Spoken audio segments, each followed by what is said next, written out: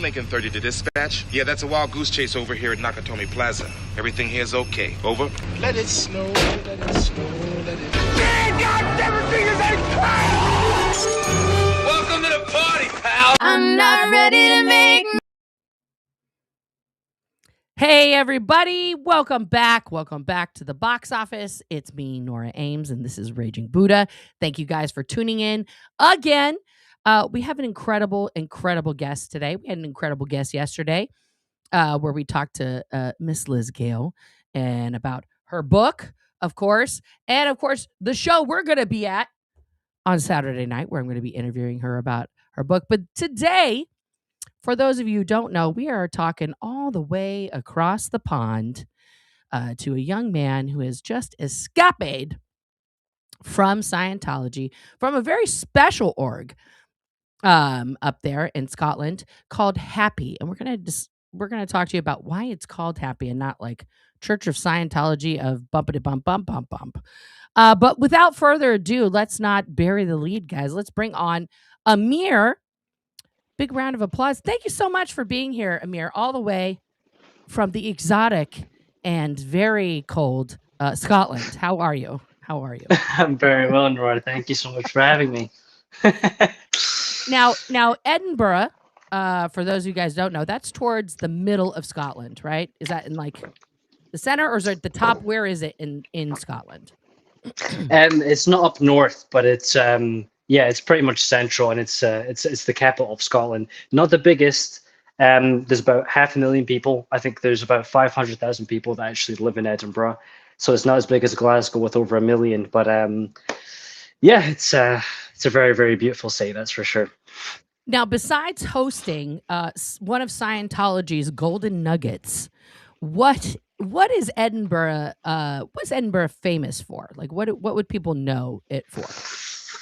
Oh, that's a good question. Well, now it's been very famous for its film sets. I mean, literally, they were like, I remember when I was, outside or maybe like giving a promotion or flyers or whatever, I'd walk around and then Guillermo del Toro would be filming Frankenstein right around the corner. Right. So there's been a lot of filming very lately. So people have been coming to see that.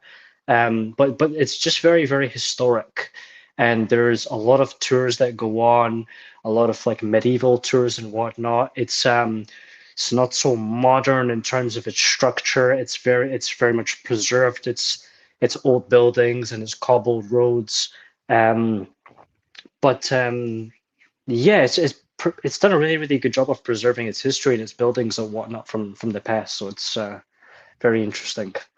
Yeah, I mean, because when people think of Scotland, it's much like the capital of each state, which is like such in America here. It's so random. Like California, where I was born and raised, the capital is Sacramento. Yeah. It's not Los Angeles. It's not San Francisco. It's Sacramento, as we call it. And it's just kind of like a shithole place. It's really not fun. Lots of people obviously live and work there because it's the capital. In recent years, it's gotten much better at its own infrastructure, which again, irony, like being the capital and it's all run down and like whatever. But it's funny to me how sometimes capitals can just become, like in England, London's not the capital of England, right? Or is it? Oh, it is. It is. It is. Yeah, okay, London is. Okay. Yeah. Okay. Well, then that's like an exception. London is like one of the places that you go to that is still kind of cool, and it's a capital city, But I think depends who you ask. Yeah, well, that's true. I mean, I do think that opening, that scene in the first Wonder Woman film where Steve takes her to London and she's like entering, it's all like coal and just like shit. And she's like, what is this? He's like, it's London. She's like, isn't it beautiful? It's disgusting. Like, that's like, like, I was like, I love the film reference. Yeah, that would be. But it's awesome to me to see that art is being made everywhere. I think people think of Scotland and then they associate it with like Glastonbury because of the big festival that happens there where you can like, get stuck in the mud with all of the people. Isn't that kind of what happens every year? They have like a huge concert. It's like multi-day concert and then it's just like a mud pile, right? Oh yeah, there's lots, which I love. I love it. It's they have every single year what's called the Edinburgh Fringe Festival, Okay. which is fantastic, and then people come from all across the world to perform and to put on acts. People come to watch it. People come to have a good time to that. I go every single year to the Edinburgh Film Festival, where I watch films and meet all these directors and actors and whatnot. And there's panels and so there's a lot of that stuff that's been going on for decades now. So yeah, that's definitely very cool. That's awesome. 100%. Yeah. That's awesome. But it's also like let's dive into the Scientology part, because you and I could talk about movies for probably like 17 hours. Like, I'm a huge film buff. You're a 100%. huge film buff. But let's talk about that, because in your interview with Alex, one of the things that you said that like sold you like hard sale on Scientology, of course, was as somebody that I love on TikTok calls him Timothy Cruise. What now? Was it like, let's dissect that just a tiny bit here. Was it Yeah. Tom Cruise's like films that sold you, like his ability in as an actor, or was it like you looked at this guy and you thought, here's a guy who is got it together in his 60s? Like, what, or was it a combination? What was it? Yeah, it's a very good question, Nora. So I personally just find the guy quite fascinating, more so in his not really talking about his personal life so much, but just film wise. And I've seen, except from Oblivion, pretty much every single Tom Cruise film that he's ever Now that's made. sad. Oblivion's actually a good one. Really, I haven't seen it yet. It's the only one I haven't seen. Now, were you guys told not to watch that movie? Oblivion? No, Yeah. no, I just haven't personally watched it. No, and I asked that because, well, finish what you're saying about Tom Cruise. I'm gonna put that in the back of my head here. I'll tell you the story about that in a minute. Yeah, 100%. No, I personally found the guy really interesting, and I'd heard about Scientology. I had no idea what it was, and he was just a very, very big advocate of it. So I went on YouTube, seen some stuff, and he would talk about how he wouldn't be anywhere without it, and he talks a lot about study tech and how he was very, very anti-drugs and whatnot. So I was like, oh, fair enough. And the stuff that guy can do, like hanging off a plane at 60 years old, going 140 miles per hour. He was strapped onto it, right? There was a safety harness. He was. Okay. That'd be pretty bad if he wasn't strapped onto it. Yeah. You'll be able to hang on with those maneuvers. I mean, listen, what were you going to say, Nora? Well, I'm not discounting his physical strength. He's definitely physically fit. We'll give him that. So here's my question though. I mean, you are a 20-year-old young lad, okay? And your exposure to Tom Cruise films, okay? Because like, unless you went back and watched like, all of the early stuff like Taps and right. It's his first film, Taps. Right. Well, yeah. Before that, he did. Now I can't think of it, and I can see the book cover and I can see the movie poster with Patrick Swayze, and it was like everybody and their grandma was. Oh, The Outsiders with Coppola. Yes, The Outsiders, right? And then Taps is what made him. Then the second film was Taps. Risky Business and all these things. Blah, blah, That's blah, right. blah, blah. And it was just like hit. Some of them were a little miss, but mostly he produced just every film he's ever been in has been epic and huge and like all of these things. But here's the strange thing. It's like, I said this to you in our conversation, but I'm going to repeat it here a little bit. It's like you're a Gen Z. Like you grew up with a literal iPad device in your hand, just like on YouTube, on Google, on all these things. Like, how did you, as an intelligent young person, not go like Scientology? Hey Google, what's Scientology? How did you not do that? I mean, I don't know. I'd heard of it, and it didn't really cross my mind. I'd heard of it, and I'd heard of the word, and then I seen Tom's Freedom Medal when he won his Freedom Medal. When he got the Flavor Flav medal, the one that's as big as his face. That wasn't a red flag to you. I No. didn't know what it was.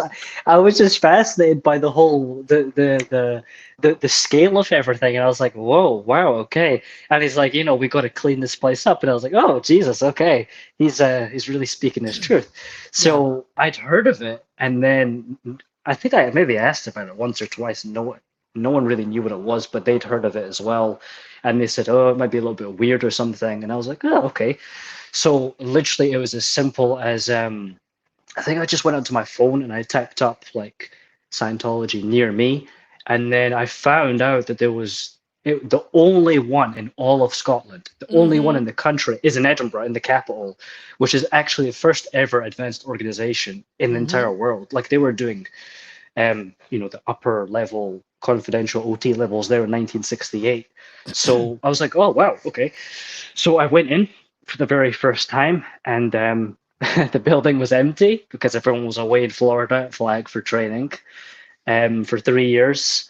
So I mean that was literally how I came about, and my bubble still didn't pop until I ended up joining staff. That's when I really found out about everything that kind of goes on from a Sea Org point of view, from a staff point of view, and when I had to work with these executives, when I had to go down to St. Hill every single year, that's Right. when my bubble burst. So yeah, Yeah, and just it to was a clarify journey. for the audience, so the org, let's bring that up here. The org that Amir worked at Yeah, is called HAPI. It is not called Church of Scientology Advanced Organization of Edinburgh.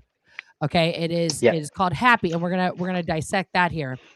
Let me yeah, pull that up here so everybody can see, and we will pop us back up. Here we go. So yeah, on the map here, this is on the Scientology Edinburgh.org, which is ironic that that's what they called this website. This is the website, and it yeah. stands for HAPI. HAPI stands for Hubbard Academy of Personal Independence. Yeah. Okay. Now, what was funny is that I was looking for a shot of the org Mhm. for the thumbnail, which you may or may not have seen. So I went, of course, to Maps, to Google Maps. Now this is the part you have to understand, because this map that we're looking at right now, makes this place look majestic. Look at it; it's just Scientology is huge. Look at the hugeness of this thing in the middle of Mhm. Scotland. You can't Mhm. zoom out on that map. So Right. in reality, here we are. This Mhm. is where the org is located, on this very busy street on Southbridge Street. Okay. And if we go to Street View, okay, now the Street View is very hard to see it. Here's the Greg's. Okay, now what is Greg's in the UK? Is this like a little shop? It's just a shop. There's a Yeah, it's where you go restaurant. get your lunch. It's actually a very very famous store in the UK that you'd go to just to get so like you have to try it, Nora, when you come over. But I there's a have to try sausage Greg's. roll. Yeah, for sure. Like you Okay, go, you get soda, you get coffee, you get a and some sausage chips. roll, yeah, pastry, all that kind of Okay. stuff. Oh, and then look, what's this? Oh, here it is. Next to the second half of Greg's, and then this store that's out of business. Here's the tiny entrance for the most important, the jewel of the United Kingdom. Look at it. It's like a fucking Harry Potter 2.5, 2 3/4 platform that you can't even find it. Look at this sign, guys. Dianetics. And then Scientology. It's like Greg's is like fucking Greg's. Scientology. Like that is sad. That is sad. And if you move the Google Earth, guys, you cannot. Scientology paid. Like if I click on it, oh look, no, can't look directly at the door. You only can look at this, and you can see Greg's is on it, man. You're gonna know where Greg's and noodles and rice is, and it's not noodles, guys. You just get the one noodle in the UK. They don't do many noodles. It's just noodle and rice. One noodle, one rice. That's it. I love it. I love it, Nora. But I mean, look at this street, guys. This street is. I don't know that I trust a burrito in Scotland. I'm sorry. Oh, that I'm store's from closed Southern. down. That one's closed now too. Yeah, because you know what? There was no Mexican people in Scotland, and y'all are trying to make burritos without Mexicans or Central Americans, and that's like, what's going on here? You can't. You guys should have brought some over. Invited Mexican people. Could you give us a good burrito? We would love that. Please make your food here. It's like, I'm sorry, if I grew up in Southern California, that's like basically really was Mexico, and then we just sort of stole it, right? But like the burritos and the Mexican food, legit, right? But that's not because you guys in Scotland, there's so many cultures all throughout the whole UK that are, that are there, and there is good food from around the world. But like, because you're not attached to Mexico, you're not getting that food. I don't think Mexican people were like, you know where we should go, where it's really fucking cold and rainy all year, and make burritos. Like, yeah. I mean, literally right around the corner from there is called Princess Street. It is the it's actually like down opposite, this way or the other way? Opposite direction. So you would cross the bridge and then you would turn left, and you're on Princess Street, which is the busiest street in all of Edinburgh. But right here, just where you're showing, Nora, that's where people would be outside handing out promotion and flyers and trying to get people in through the door. And it is, I mean, it's a lot easier now because that building, not on the right where Greg's is, but on the left, that was a job center. Now that's being renovated to be their life improvement center. So for Scientology, you guys bought that. Scientology bought that. Exactly. They collected donations. They bought it, I think, 2 years ago, and it's currently under renovations to be a life improvement center. But it was if you had to get people in through that narrow door, it was a pain in the ass. It was hell. Yeah. I love when cities do these things where they have the little limericks or the rhymes on their trash bins. Like, that's adorbs. I'm a bin, drop your litter in. Like, yeah. But yeah, no, these buildings, I mean, it's beautiful here. That's sad that an actual job center that was probably helping people find employment is now being replaced by life improvement that you and I both know isn't going to improve anything at all. But let's now we're going to swing back to Tom Cruise here for just 1 minute. So Tom Cruise is the most famous SP creator on planet Earth. Okay. And I would count you among that SPs. Now, because you got in because of Tom Cruise, and now you're out, not because of Tom Cruise. But let's face it, his first wife, Mimi Rogers, was a Scientologist. Right. She got him into Scientology. And then when Scientology was like, bro, your wife is old as shit. Like, we can't, you're young. We need to get you with somebody hot, right? Like, you need a hot wife. And so they broke up, and she gets declared. She got made into an SP. Wow. So then, of course, he meets Nicole Kidman during Days of Thunder, right? Big. I mean, you can feel the chemistry between them. That is definitely, it's palpable in that film. It was almost like, guys, let's keep it together here a little bit, okay? Because it's getting... I mean, they did make an actual porno later when they did Eyes Wide Shut. That was real sex. That was them really having sex. Yeah, that's Stanley Kubrick. Shame on you for that. But anyway, so then Nicole gets in. Then, of course, Nicole's getting him out. Then Tommy Davis and Marty Rathbun bring him back in through lots of sex checks. Then Nicole escapes, loses custody of her children. She is now an SP. Then, of course, we have the couch jumping incident with Katie Holmes, right? He swoops in and gets somebody half his age. She gives birth to his only biological child thus far. And then she pulls the... Now, I'm going to forgive you because, again, for the audience, Amir's 20. That means you were born in 2005 or 2006? 2004. Okay, 2004. So you're 21. Yeah. Okay.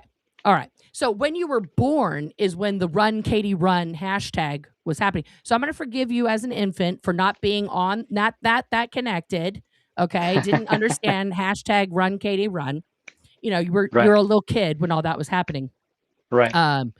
So you're 1 year older than my oldest, who's turning 21 this year. Wow. But when that all happened, we also had the Brooke Shields incident where Tom Cruise went on Good Morning America to with Matt Lauer to be like, you don't understand psychiatry, Matt Lauer. You know the history of psychiatry. I do. Right? Like, totally an insane person shaming Brooke Shields for seeking postpartum depression help, which affects everyone, I think the percentage that it doesn't affect, the percentage of women that don't get postpartum depression is like less than 10% or something like that. It's wild. So Yeah. it's really bad health advice, right? Mhm. And then, of Mhm. course, now the reason why I said I'll tell you the Oblivion story. So part of Katie Holmes's magical escape from Tom Cruise, because as you know, once you become a Scientologist, right, Mhm. everything in your life is Scientology. Yeah. You don't like I was just explaining this on my show yesterday with Liz, like that idea of a friend, right, gets replaced with your third dynamic. Mhm. Right? Mhm. Because you don't have mates. You don't like all those kids you went to school with and stuff that were your mates. They weren't Scientologists. So you weren't talking to them. You weren't hanging out Mhm. with them. You were going to the movies or to play soccer or I'm sorry, football or like anything you would have Mhm. normally done. You're not going to go meet them at the pub for a Mhm. pint Mhm. and some fish and chips or whatever. They're over there. They're Yeah. not part of your group, right? And so there is no friend in Scientology. There is no equivalent word of friend. It's just they're part of your dynamics, right? So Yeah. during the filming of Oblivion, which took place on in Iceland, okay, Yeah. this was her final move. This was the checkmate move. She had already like bought her place in New York that was under her dad's name, right, or a cousin or something. It was like somebody loosely associated with her, but her dad had set up a trust and purchased the building because he was a divorce lawyer. This was like bad move on Tom Cruise's part. If you're going to get married to somebody that you're going to try to control, don't have their parents be a divorce lawyer. Like that wasn't smart. And she had all these different phones and whatever. So she flew Yeah. with Surrey to Iceland, totally. And people forget that she's a fucking great actress. Okay. Totally went like, hi, hon. Oh my God, look at your set. It's amazing. This is going to be such a good film. Boom, boom, boom, boom. Did all the stuff, flew home, and then had her mom basically contact the staff like, oh, hey, I'm having brunch with my mom, which meant all of the people couldn't be there. Mhm. And then that was it. He's over there filming fucking Oblivion, which is, by the way, a good film, but also when you watch it and you know what happened in the aftermath of that film, ironic for him to be Right. making that film. And then that was Right. it. She had somebody serve him with divorce papers there in Iceland Wow. while he was filming. So Wow. like this was a super checkmate move. But it's like you didn't hear anything on that. Like in Scotland, they weren't like, like Katie Holmes had to like super escape, right? Like from your hero. No one, that wasn't anywhere on your radar. What had happened with Katie Holmes or Nicole Yeah. Kidman? I mean, unfortunately for me, it probably was a thing, but for me personally, like what I was doing at that time and playing football and studying and going, college and whatnot. I mean, literally, I had no idea about it until I was already involved in it and doing my research. I got you. So when Yeah. you decided to join Scientology, what was that day like? How did they approach you? What was the pitch? It's a really good question. Probably, do you know what? It's really hard to kind of like pin down an exact moment or day. I mean, I was a public, and I didn't like buy a book when I did a personality test the first time. I didn't buy a book when I did a stress test for the first time. I eventually kept coming back because I was so curious, and they always would try and find out what's ruining your life exactly and recommend you something. It didn't work with me. That's why they couldn't get me onto the bridge and do like a major thing. I was like, no, I'm gonna browse around a little bit, and if something catches my eye, I'll just buy that. So I kind of went on my own course and whatnot. I did the communications course, and then I cleared out the life improvement courses, and I set a record there where I was doing 3 every single week. So I was just finishing and re-signing and finishing and re-signing, and then I did all the little like booklets, which you can actually do for free, the volunteer minister booklets and whatnot. So I was just doing like the basics, the fundamentals, and then after I did that, I didn't really want to do a major. Well, the purification rundown was very interesting, which is your first ever step on that. That's the first one. Exactly. So that was kind of interesting, and I think. But let's pause there, because there's a lot of. I always tell people that the bot and it's sort of spoken about derogatorily in Scientology. It's the bottom of the bridge, right? Like, and you get this picture of it once you're a hardcore Scientologist, that it's like literally like for the disgusting people, for the people who they're not really able yet. They just kind of like, they're dabblers. They're not really serious about Scientology, or they're poor. Yeah. And neither of those things are good, but there are, I forget how many courses, because they've even invented new ones now, like these booklets and things like that. But like the courses that you can do, there's like about 30 or 40 different courses, where you have like the ups and downs in life course, the success through communication course, the how to have a successful marriage course. Right. Like, all of these things. And they're just like, they're all these different variations of the same shit over and over. I would say the two that are the most dangerous out of all the courses that you can do, where you're reading like Problems of Work, and you're reading the books that L. Ron Hubbard wrote during the 50s, during the early 60s. Okay, so this is like really wackadoo shit. Just like you get in, like, especially, is there a History of Man course, or have they like totally canceled that book now?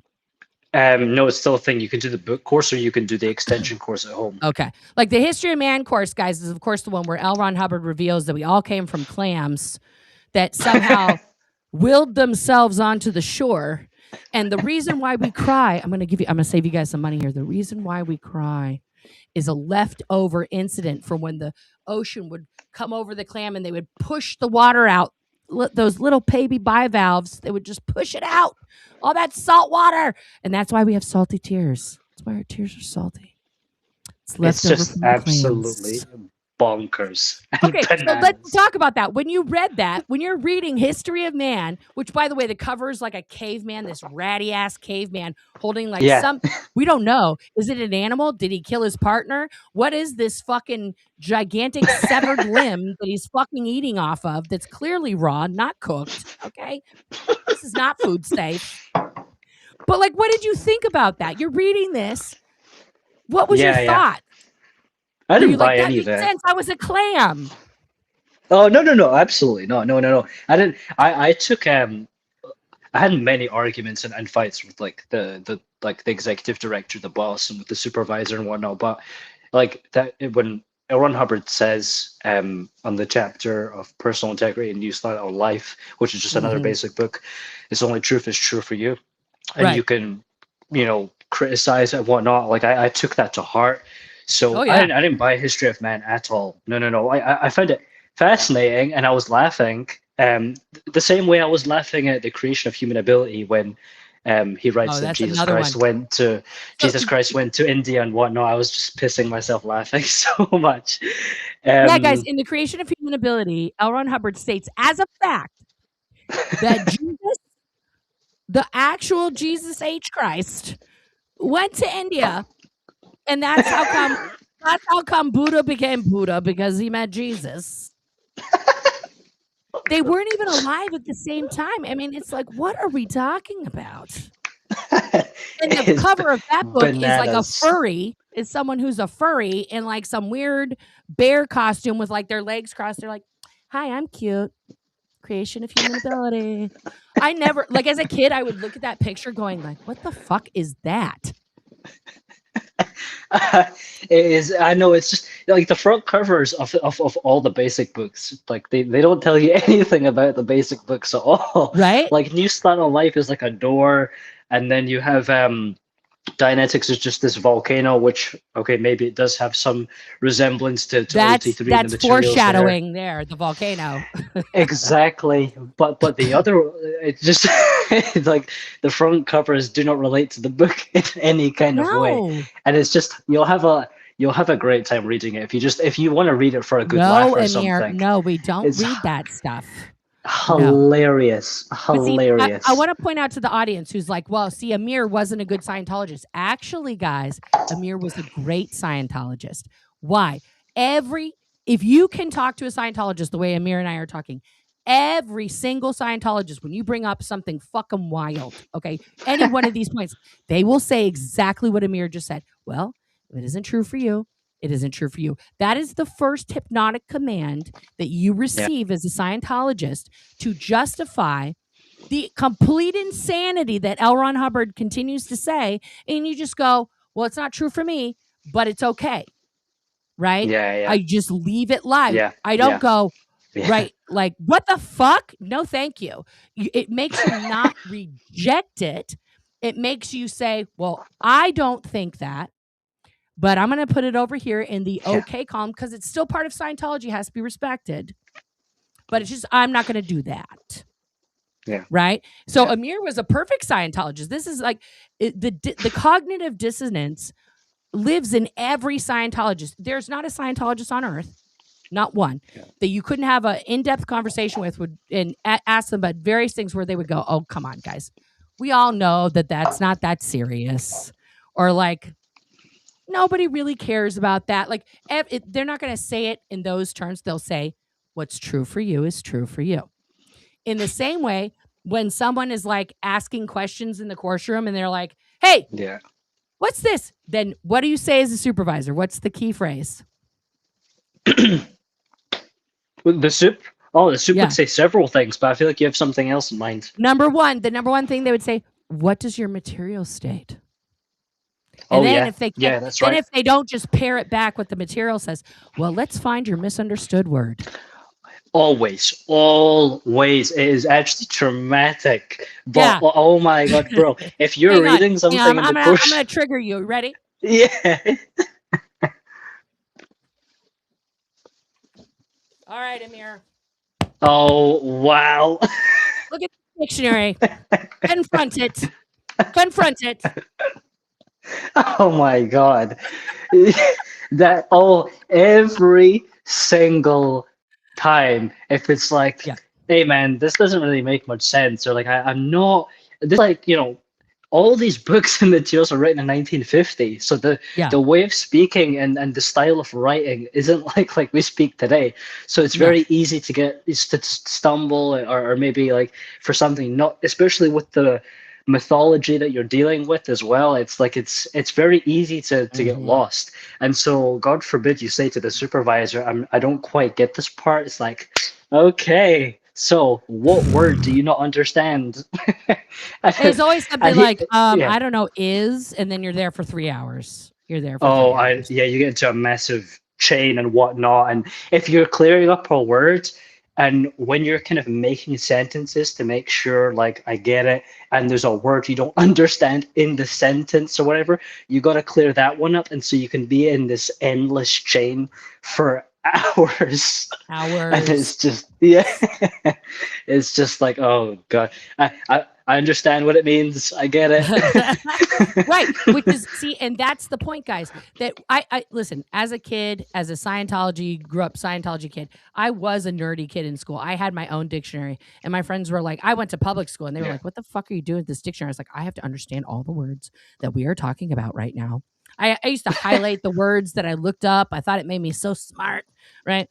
And then I became a word clearer, and it's that portion of it. The study technology, of course, was developed by a husband and wife couple who were teachers who were trying to like help people get educated in a better way. And of course, L. Ron Hubbard was like, oh, this kind of actually works. Thank you. And he stole that. Right. He did not invent it as claimed inside Scientology, but it does get used punitively. Word clearing is a punishment. Like if you are not a good Scientologist, you'll be forced to do what's called method 9 word clearing, where you have to read aloud. That's what I got. You have to read aloud whatever it is, because the reason why they do method 9 versus method 4, is because the E meter is involved in method 4. Now, this is where Scientology contradicts itself. The electropsychometer, again, another thing stolen from somebody else, from Voley Matheson, that L. Ron Hubbard just took and then had his slave labor, keep making for him over the years. But in a method 4 word clearing session, the person sits down, they hold, the little soup cans, and then they stare at a page. They stare at a portion of a written document, and the word clear points at that portion and says, is there any word or symbol that you did not fully get? That's the question. And if there's no reaction on the e-meter, you go to the next section. So you can go through like a bulletin, a couple page bulletin, 5-10 minutes, you're done. If you really understand everything, because we're supposed to believe in the power of the e-meter. Could be on a lecture as well. Right.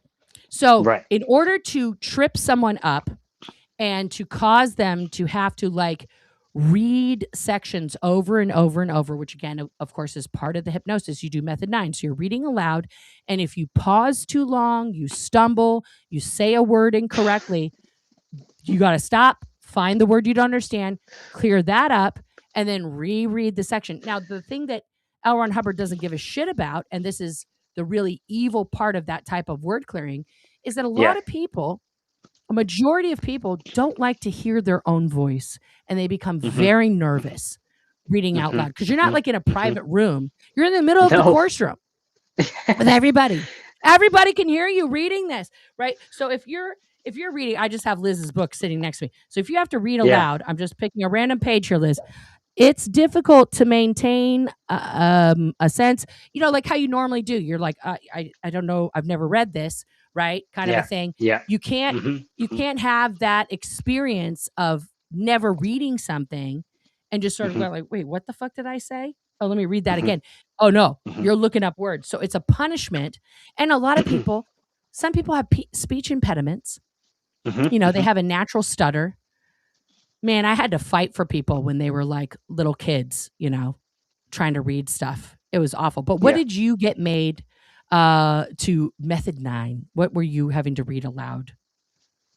Oh, loads of things. I mean, when I first got on the bridge and I was doing student hat, like part of that course is 80 hours right now. I don't know what it was before, but right now it's 80 hours long. And so part of that is you have to be able to deliver a method 9 to someone and get them through a policy or a bulletin or whatever it is. You have to get them through it, and then you also have to receive it as well. And the supervisor has to pass you. It's called a supervisor pass. So he watches the whole thing. But I so much, because ultimately when you're just for like an example, okay, if you're in school and you're in a class and you have come over, and then you have a mega trained teacher imported from the United States or whatever that also comes to check the teacher's doing his job, and then you have to read aloud and you can't fumble, you can't speak slowly, you can't stutter. If you're nervous, it equals to you not understanding the material in some kind of way, or there's a word that you don't fully understand, which again, you have to go through the procedure and you have to clear up this word. And as Nora said, it could be the word "and." Like if you, this was a teddy bear called Billy, and Billy, and then you stutter, and it's like, and you, let's say you say, no, it's okay, I understand it. I was just a little bit nervous.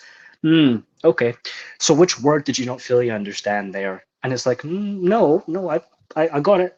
Okay, what does this mean? What does this mean? What does this mean? And then if you don't, even if you give a definition, but it's not the full definition, time to clear up your word. So it's really rough. But if you have anxiety or whatever when it comes to reading aloud, especially with people watching you and observing you, it's so incredibly off-putting, and it's horrible. It's torture. It's horrible. Yeah. No, it's bad. So you got in just by cruising around doing your own thing. And that was 3 years ago that you got in approximately, or 2 years ago? Yeah, 2023. Okay, so 2023. So you were 19. Yeah. You were just a wee baby. So a little 19-year-old, just that, like, were you in college or were you thinking about college? What was going on in your life at that time? I'd finished high school and I was working part-time, playing football, and also studying film studies in Edinburgh. So I was going to university. You say playing at that football, time. like for a proper team or just for fun? No, I used to. I mean, I've played football for over a decade, like most of my life. Wow. But at this point, no, I was just mostly playing for fun. Okay. So I was going out, we were booking pictures and playing whatnot pretty consistently. So, and yeah, and I was studying film studies and acting at that time in university. And then that's basically when I went in for the first time. And I mean, as soon as they heard about it, they were like, oh, communications course. Well, you should oh my God, you should, have you heard of it before? Nope, never. Well, let me enlighten you on it. Here's the brochure, and here's the film that we're going to show you, and here's why you should do it. And it's really cheap as well, which it was. I mean, I didn't do success through communication, which is a little bit bigger and also costs, I think, 67 right now, £67 or whatever. It's the same as the Dianetic seminar. So I did the little VM booklet, which was like £24 or whatever, and I was like, okay, I'll give it a shot. That course is very deep, and I didn't realize that at the time. But when you come out, it's very hypnotic, and there's a you know, L. Ron Hubbard was a very big fan of gradients. Just in everything he did, gradients and doing things chronologically in the right order. So you, like the very beginning of the success of the communications course, you don't even speak to anybody. It's done in silence, where you have to just sit still and not move or fidget for like 2 hours straight. And then the guy will pass you on, and then you can go on to the next bit where you have to look at someone for 2 hours, not cough, not gulp, not scratch your arm, not twitch. You just have to look at this guy or this girl dead in the eyes for 2 hours. It's incredibly hypnotic. Did you ever have hallucinations during that? Did you ever because I did for sure. Like, and that's the part nobody talks about. Nobody's like, oh my God, his head just came off, right? Like in the middle of the classroom. Like what happened when you're and people have to understand, like you're training your body to not react to reality or even things that are happening in your mind. Back in the 70s, they used to have to do that blinkless for 2 hours. No blinking. Yeah. Right. Which is insane. Right. But like what happened when you were sitting there? What are some of the things while you were staring at another person? Yeah, it's fascinating because I mean, L. Ron Hubbard covers this in his policy about somatics that you might have, and he's like, just get through it. You know, somatics, exactly, Nora. Somat, and he's like, just get through it, and they'll wear off the more you can confront and be there comfortably. So I mean, you just get flunked all the time if you do anything like that. But I mean, I experienced seeing different faces. I mean, when I had my eyes open and I had to look at this, I did it with so many people, but when I had to look at this guy or this girl, I'd seen like their face melting, or I'd seen, or maybe their face would just go black and you wouldn't even see them at certain points. I mean, it would go blurry. I mean, it's 2 hours, and your perception of time is so funny. Like you don't have your phone, or you can't look at the clock. You just have to look at someone dead for 2 hours. So your perception of time is funny. What you're seeing always changes. But I've seen all kinds of weird, freaky stuff. And there's times where I wanted to quit and stop because it's getting quite, you know, it's really, if you've never done it before, it's so weird. I wouldn't recommend it. And what you're saying, somatics are anything that can come up that are pains, anything that's weird, right? That's not normal reality can be considered a somatic, right? Per the definition Dianetics. And the other thing, the other hypnotic command, right, that is given very early on is what turns it on will turn it off. So no matter what happens to you, you have to keep going. Because why, Amir? The way out is the way through. Yeah. Those three things are what we talked about first, that if it's true for you, it's true for you. What turns it on will turn it off, and the way out is the way through. Those are the three, pillars that every Scientologist, no matter what comes at them, will repeat in their mind to keep them going through the Scientology. Even if they're getting something terrible happen to them, they'll be like, well, I guess the way out is the way through. I got to do this thing or whatever. And then like your parents this whole time. I mean, listen, I have a almost 21-year-old and an 18-year-old. I'm still very much involved in like, sometimes they'll call me for a fit check, but like, what were your did you talk to your parents about this, or what were their thoughts or not thoughts about all of this?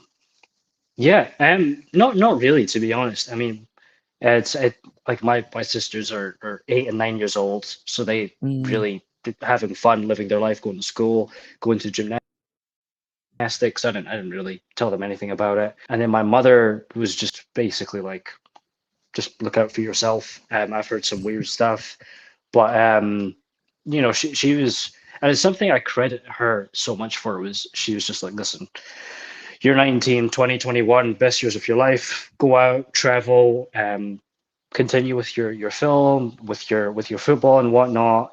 Obviously, if you need me for anything, you can talk to me. But you're an independent grown up at this point.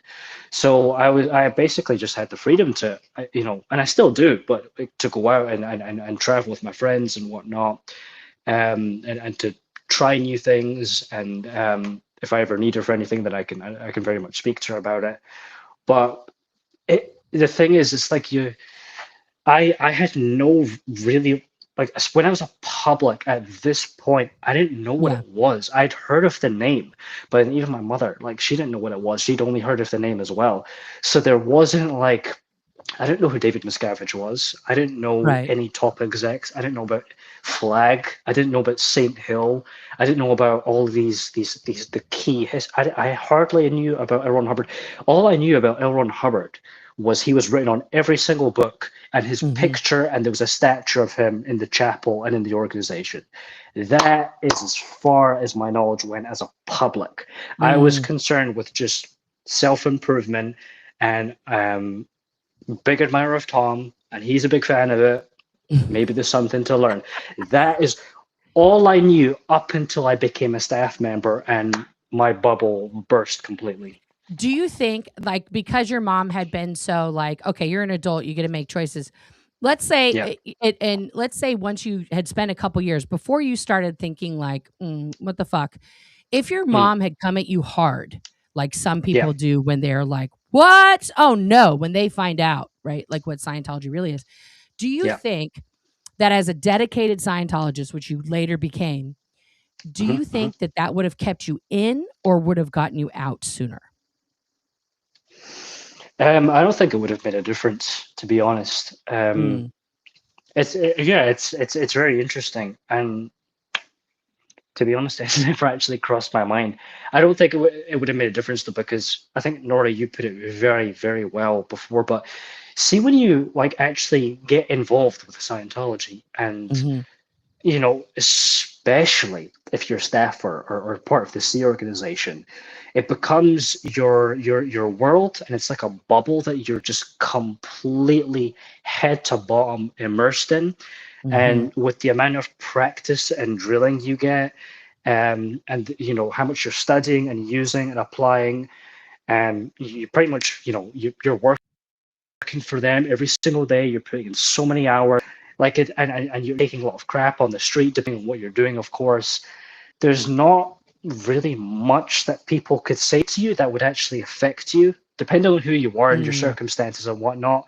You have to, and I'm sure for everyone's different, you have to come to your own cognition to actually be like, okay, this is not good stuff. I need to get out of this. You kind of come to your own cognition, whether that's through beatings, whether that's through terrible treatment, whether that's through going on the internet and just going down the rabbit hole and accessing the ton of information that there is, or reading a book. It is different for everybody else, but you have to kind of cognite about it, and I'm sure it's the same with all cults. Oh, but sure. You have to kind of cognite in your own way. But no, I don't think it would have been different. At that time, it probably wouldn't have made a difference. Yeah. Well, let's skip ahead here a little bit. So you're a public, you're doing all this fun stuff. When did you get presented with the contract with the, hey, we want you? How did they approach you on that to be like, come have fun with us? Yeah. Peer pressure. Okay, that's the normal way. Was it a cute girl that got you in? On one of the interviews I had, definitely. Yeah, 100%. Let's be honest, was there a cute girl in there giving you a little flirty flirt? At the beginning, when I was a public, yeah, for sure. But Right. then I was like, she's lovely, but she's married. And she's also and I want to point that out. It doesn't matter if you're married or not. When you're recruiting somebody, that true. part of the love bombing does involve flirtatiousness. It's not just like, wow, you're amazing. It is a little bit of a like a ding, little wink wink situation. Yeah, 100%. I mean, I didn't say yes on the first interview at all. I was studying, and then I was going, and I was going to the organization to study in the course room. Then I was leaving. Then I had my own life. Right. But at this moment of time, these guys have been away doing mega training at Flag for 3 years, have come back, and they are expected to build this organization with like 6 staff members to go and move into this bigger building, which is called an ideal org. So they are expected to do all of this stuff. So I had sit downs from the executive director, the ED, who is the boss of a classified organization or any organization. Okay. I had sit downs with 2 people. Any event that I attended, I had sit downs with people. I had guys when I'd finished the course room and I'd finished studying, and I'm like, okay, time to go home. Nope, there's a guy waiting for you just outside of the course room. Hey, AMIR, I just wanted to have a little talk with you. It's always. They let's just have a chat. Never, ever, ever. It's like, because they have like a product to get, they want you to sign up, or they want to take your money or something. There's always a product that and if they don't get the product, then they'll just get drilling or practice after it and nailed by their boss or senior. And translation, guys, product in Scientology, okay, is like money or time. Those are the 2 products. You either sacrifice all of your time by becoming a full-time indentured servant that you're just signing a 5-year contract, so it's not that big a deal, or you sign the billion-year contract and become a permanent, multi-lifetime indentured servant, right? Or you fork over all of your money. Those are the 2 products of those conversations. Yeah, exactly.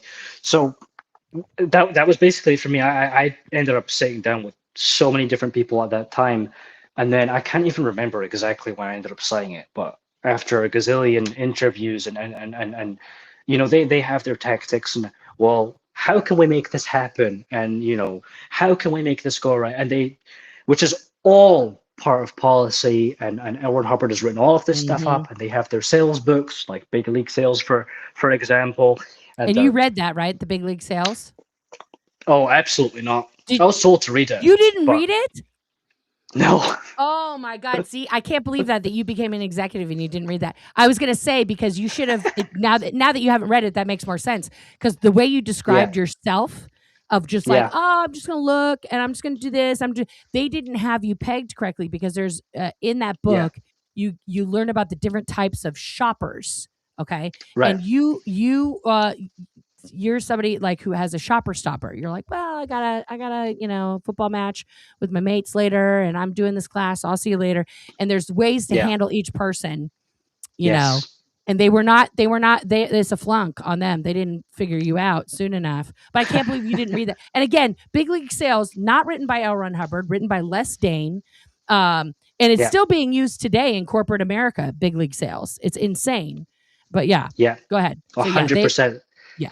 There's a course for Big League Sales. Like, these guys get trained on it and are encouraged.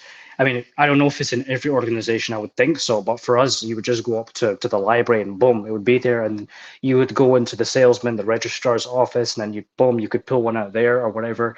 So it's very easy to access.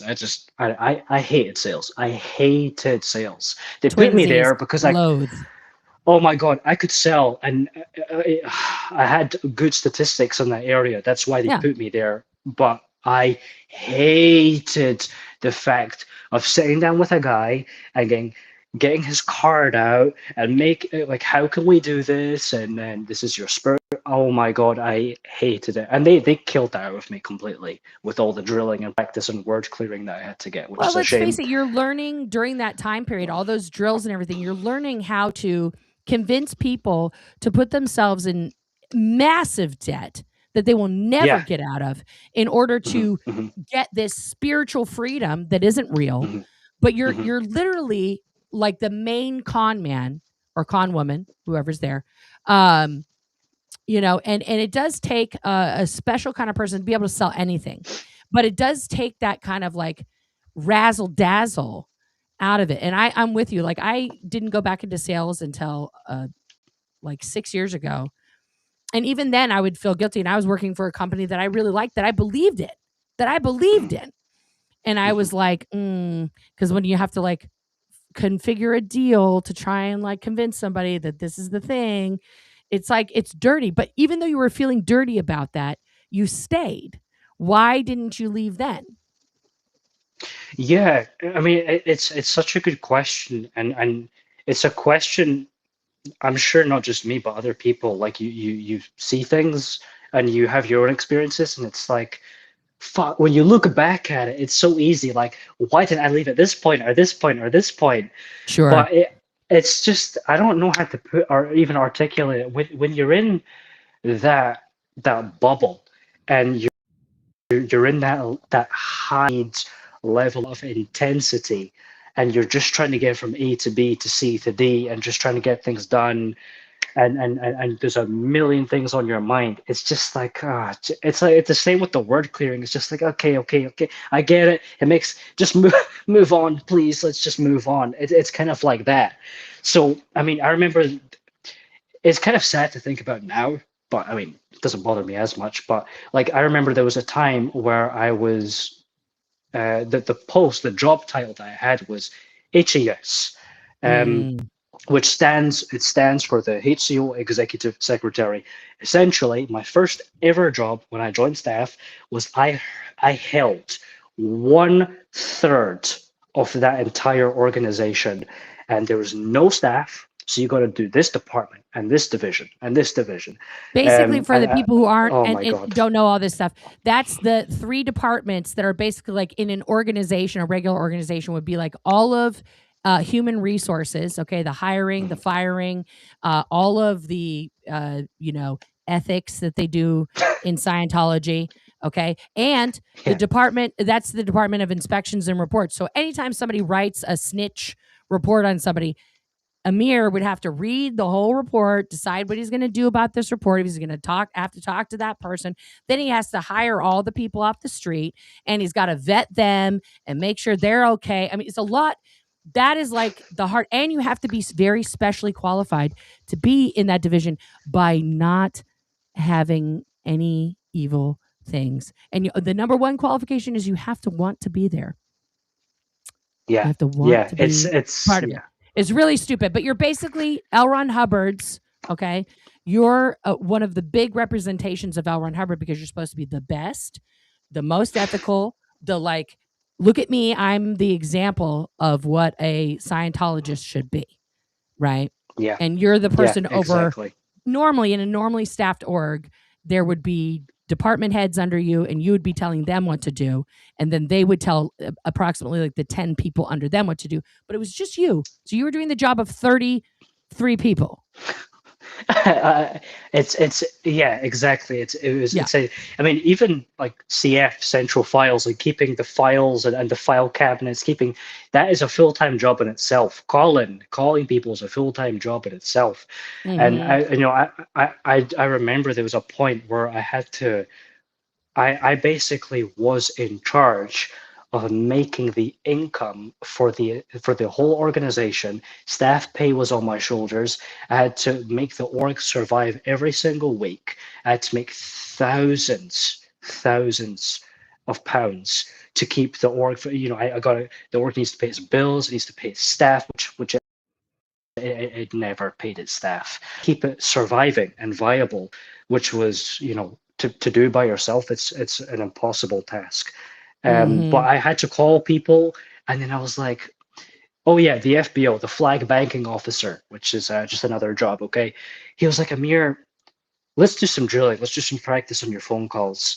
And he said, what are you running into? And I'm like, well, I called the person up, and they're maybe busy or whatever. So I'm just like, okay, that's fine. Well, I'll call you back another time or whatever. And he would say, It like turns into the Wolf of Wall Street. It's like, yeah, that's yeah. Honestly, like they turn into like Jordan Belfort or something. It's like, yeah, buddy, yeah, let's do some practice on it. You got to be more direct and straightforward. And here, let me show you how it's done.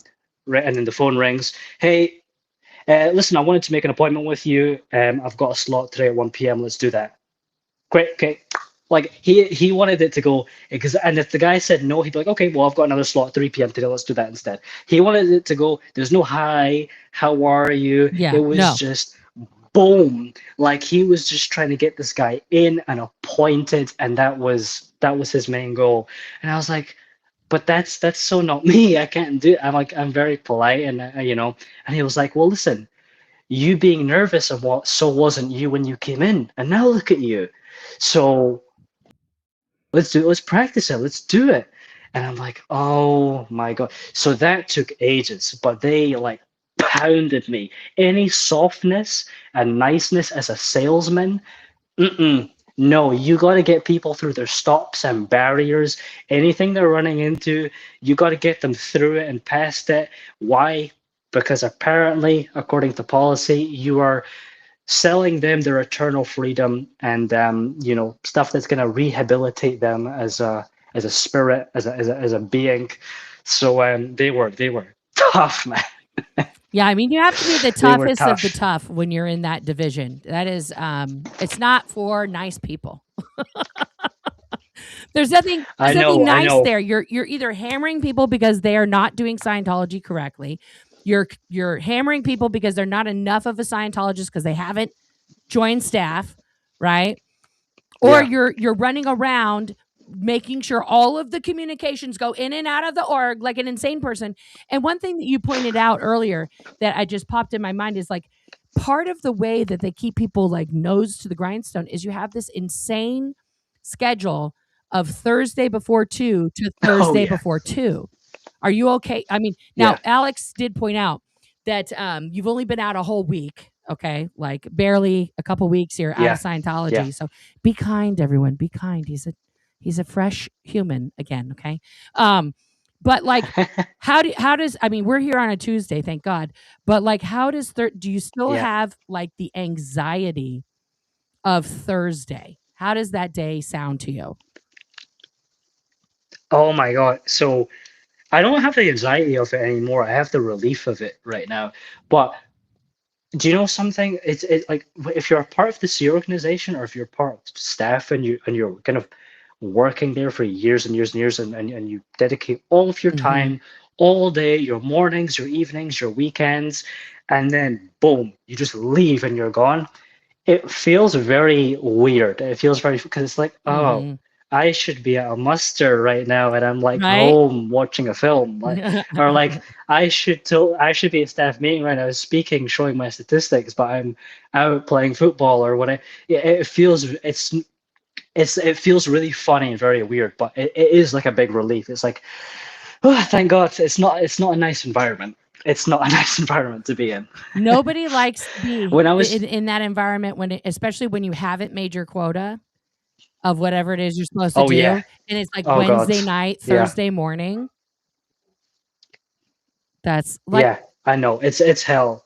It's hell. I used to avoid staff meet. If my stats were down, I used to avoid staff because I had anxiety. So I would be too scared to get up as this young exec with so much responsibility to keep the org viable and surviving every week.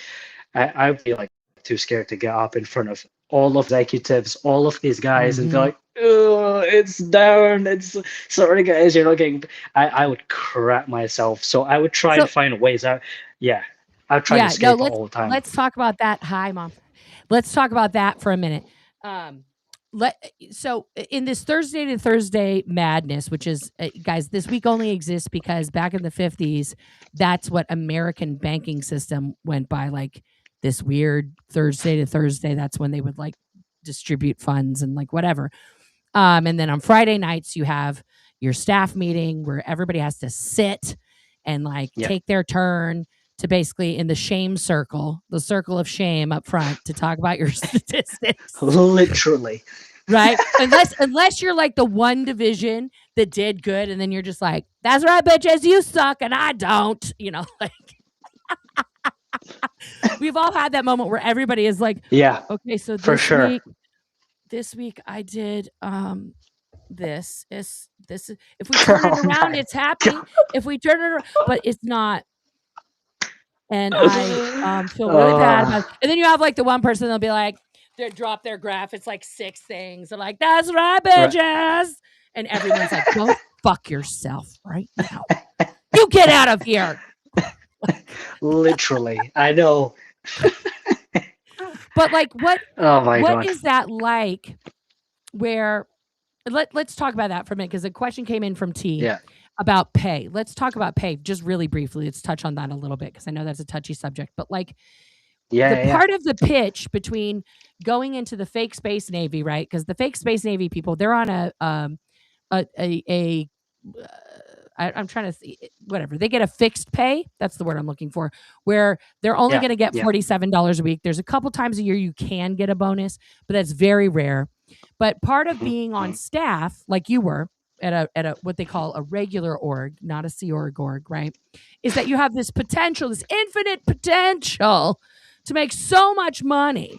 Just so, what do they tell you? Let's talk about that. What do they tell you during the recruitment process was like you were going to make how much money? Oh, well, they don't tell you anything. They don't Oh, tell you anything at interesting. all. Yeah, I mean, what they brief you on when you're sitting down with one or two executives in the room is you're not doing this job for the money. Or they'll Oh, bullshit you. I mean, there was a time where someone was like, "Oh yeah, you can make like 500, $600 or pounds, whatever, a week or a month." Sorry, yeah, absolutely. So some people will bullshit you on it, or some people just won't brief you on it at all because they're under so much pressure just to sign you and just to get you on board as a staff member. So they'll have a gazillion meetings with you and whatnot and just say sign here, sign here, sign here. Listen, if you what does this word mean, what does that word mean, okay? And then that will just scar you completely and you're like, okay, initials here, boom. right. Okay. Do they rush you through the contract? Do they want you to read it, Yeah, or is it just like do they just give you like a synopsis? Oh, this part just says XYZ. exactly, Okay. exactly, Nora. They just that's what that means. That's what that means. And Mm-hmm. and if you do end up reading it, then you get a very awkward stare from two execs, which puts you off completely. Because you're like, well, I don't want to waste these guys' time. They're going to be waiting here for 2 hours by the time it takes me to finish reading this and whatnot. Right. So they did, and something I learned as well when you join staff, these guys practice this stuff and they drill it, and they're like, okay, from the moment where you're sitting and standing to where they're going to control your body to be sign here, this is what we do, this is they drill that routing form And this is called consistently. body routing, guys, which literally means Yeah, exactly what it says, moving someone's body. They sign the contract here. Now they're going to go over here to start the, interrogation to make sure that they're not a criminal. Then you move them yeah. from that room to the next room to do the next thing. Boom, da boom, da boom. You have someone with Mhm, you mhm. the whole time. It isn't like you have the contract and there's like the form and you're like, okay, now I go up. Where is the registrar? Where is that? No, somebody is taking you Mhm, to mhm. that place. There's never a time where you are independently moving throughout the building, right? Well, during this Yeah, process. yeah, and you won't know it as a public. Like that's why I'm saying my bubble burst completely when I joined staff. Because as a public, you think, well, this person's being nice and friendly. They're Right. accommodating me, giving me this, and putting their arm around me, guiding me here. Rehearse that and practice that every single week. Every Exactly. executive, every person, they rehearse that to an absolute T. So they know where they're going to control your body, where you're going to be going, which room you're going to be in. Here, sit down, watch this film. I'll be back in 5 minutes. Okay, this is what this means. Sign right here. Boom, boom, boom, boom, boom. They rehearse all of that every single But week. now It's who all is that controlled. rehearsal for? Is it for the public people, the people paying money? That's what we mean by public people paying money to do Mhm. Scientology, or is it for their fellow most dedicated Scientologists on planet Earth who are working shoulder to shoulder with them? Yeah, I mean, it's when I was on staff, it was mostly to keep the staff members coordinated because it became like a Scientology culture is a blame game a lot of the time, where it's Hmm. they talk about responsibility, and then when you read L. Ron Hubbard's books and whatnot, it says, or his policy, it says responsibility. Nobody takes it though. They always say, "Well, listen, I messed up Hmm. because it was this guy, and this guy messed up because of this, and he messed up because of this." Everyone starts blaming everybody. Um, there's a lot of scapegoating that goes on. So I mean, they basically practiced the whole thing, and then people didn't really know what they were doing. So then Hmm. this executive had to go and write up a whole entire routing form so that they could Hmm. follow it step by step. So the public goes here to here to here, and then the executives and the guys in that department and area had to practice it and drill it, and that was practiced, almost every single day, but 100% every single week. So it was mostly for the people that worked in the area, that the staff and whatnot, that would drill and practice that. Yeah. Yeah. Now let's talk about, now you're fully immersed. You're in the thing. You're moving up in the ranks. You're getting to rub shoulders with some pretty important people. Okay. Yeah, And yeah, then you moved across the organization from this very strict, zero shiny happy people department, division 1, and you moved mhm, across the org board to what's called the public facing division, which was like the area that you started in, right? You became in charge of yeah, all of that, all of the things that were there. They're handing out the flyers for the film, or trying to get yeah. people to buy Dianetics, and doing the stress tests, and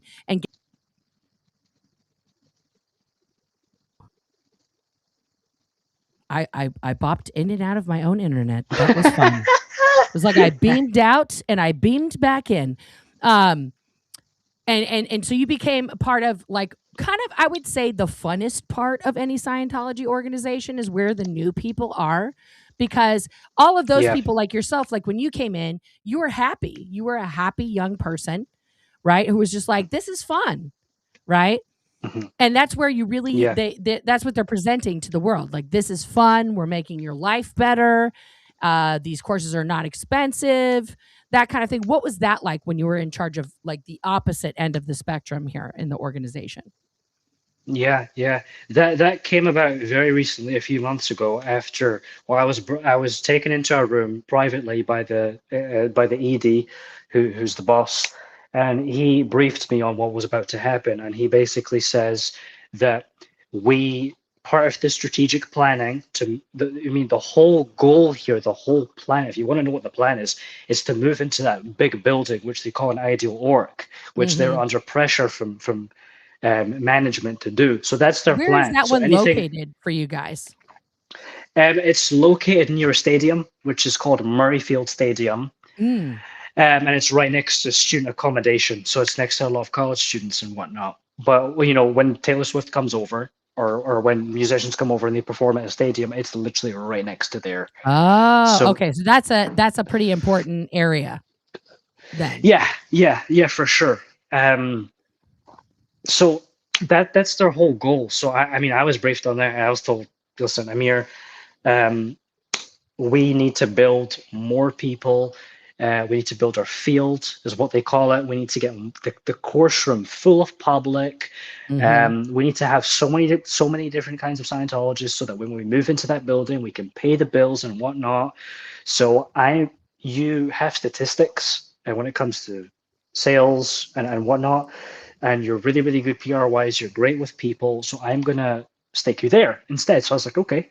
Well, he said, are you okay with that? And I was like, yeah, absolutely. I hated the HES post, Yeah, hated it's it. a hard So I one. was like, it's hard, but also when you stick someone in a job with no staff and he doesn't even like doing the job, it's like it's not gonna go well at all. So I was like, all right, cool, sounds fine. And he was like, you'll run the social media and whatnot. So I was like, okay, cool. So I went to the IS event, and then I went for that whole weekend. I went to And Paris that's for down in, you went down to St. East Hill, St. Grinstead. Hill, East Grinstead, Sussex. That's right. That's right. So anyway, I What did ended you up think when going you got there for the first time? Can I ask you a question? As a second Scottish, time. Okay, as a Scottish person, how insulting is it to have bagpipes and people, men on kilts, riding horses with torches? How do you feel about that as a Scot? Let's be honest. That's cultural I know. appropriation. How do you feel about Yeah. that? I actually didn't really care about it too much. I was didn't away. care? Not really. I mean, that's all strategic, and I mean, because I heard all the like they milk. I mean, L. Ron Hubbard has a very famous science fiction book called Battlefield, where the Scottish people are in there as heroes in that story. They're the best. And so, exactly the best. So when it came to before that event, which a few thousand people go to, they were planning that, and we want the Scottish guys in there with the Freedom Medal winners and the humanitarians. So we want to have the bagpipes in there, and when the guy takes the picture, we want to have some kilts in there as well, and we want to have the Scottish march. So that was all planned. But I was But away you know why they doing my really stuff. started doing the bagpipes and stuff, though, right? Because they didn't used to do that. I don't. It's called, sir, it's called Braveheart. Oh, right. Of course. Shout out to Mel Gibson. Yeah. Come on now. Come on. Braveheart. Everybody loves Scotland because of Braveheart. That's true. That's very true. They really pumped it up after that. It was like, oh, people love this Scottish shit. Let's do that. I know that helped big time for sure. Oh yeah. So yeah, that was a whole story in itself. And I came back, and then I got my order, which is presented to you in goldenrod paper. Very fancy. And very fancy. And then obviously I got instantly hatted. So I didn't really know what I was doing, but they said, listen, this is your job, and here's something to read and whatnot, and then go out and do it. So I went out, I did the usual stuff. I was basically, my job now, strategically speaking for the future, was to create as many new Scientologists as possible so that we can move into this new building. And so he gave me access to social media. I was part of a YouTube pilot project with a very famous guy called Dr. Eric Berg. So I was in you were working with the quackadoodle Eric Berg? Yeah, I mean, I've been kicked out of the group chat now because I've left, but I've got his number. I'd spoken to him. He's so crazy. This is now, like, Nora, you've got some new information, but yeah, there's going to be that is new. Have you talked to his son, Ian? No, I know his son, but I haven't spoken to him. You should talk to Ian's wonderful. But he like his whole mission in life is like debunking everything that his dad says online, which I think is fantastic. Which I think is fantastic because Dr. Berg is a nutter. He's one of these people that, like, I mean, but he's a typical Scientologist doctor. Let's think about it. Like, he is an actual doctor. He did go to medical school. Okay. Yeah. Same with the doctor that supposedly, allegedly treated Lisa McPherson. Okay.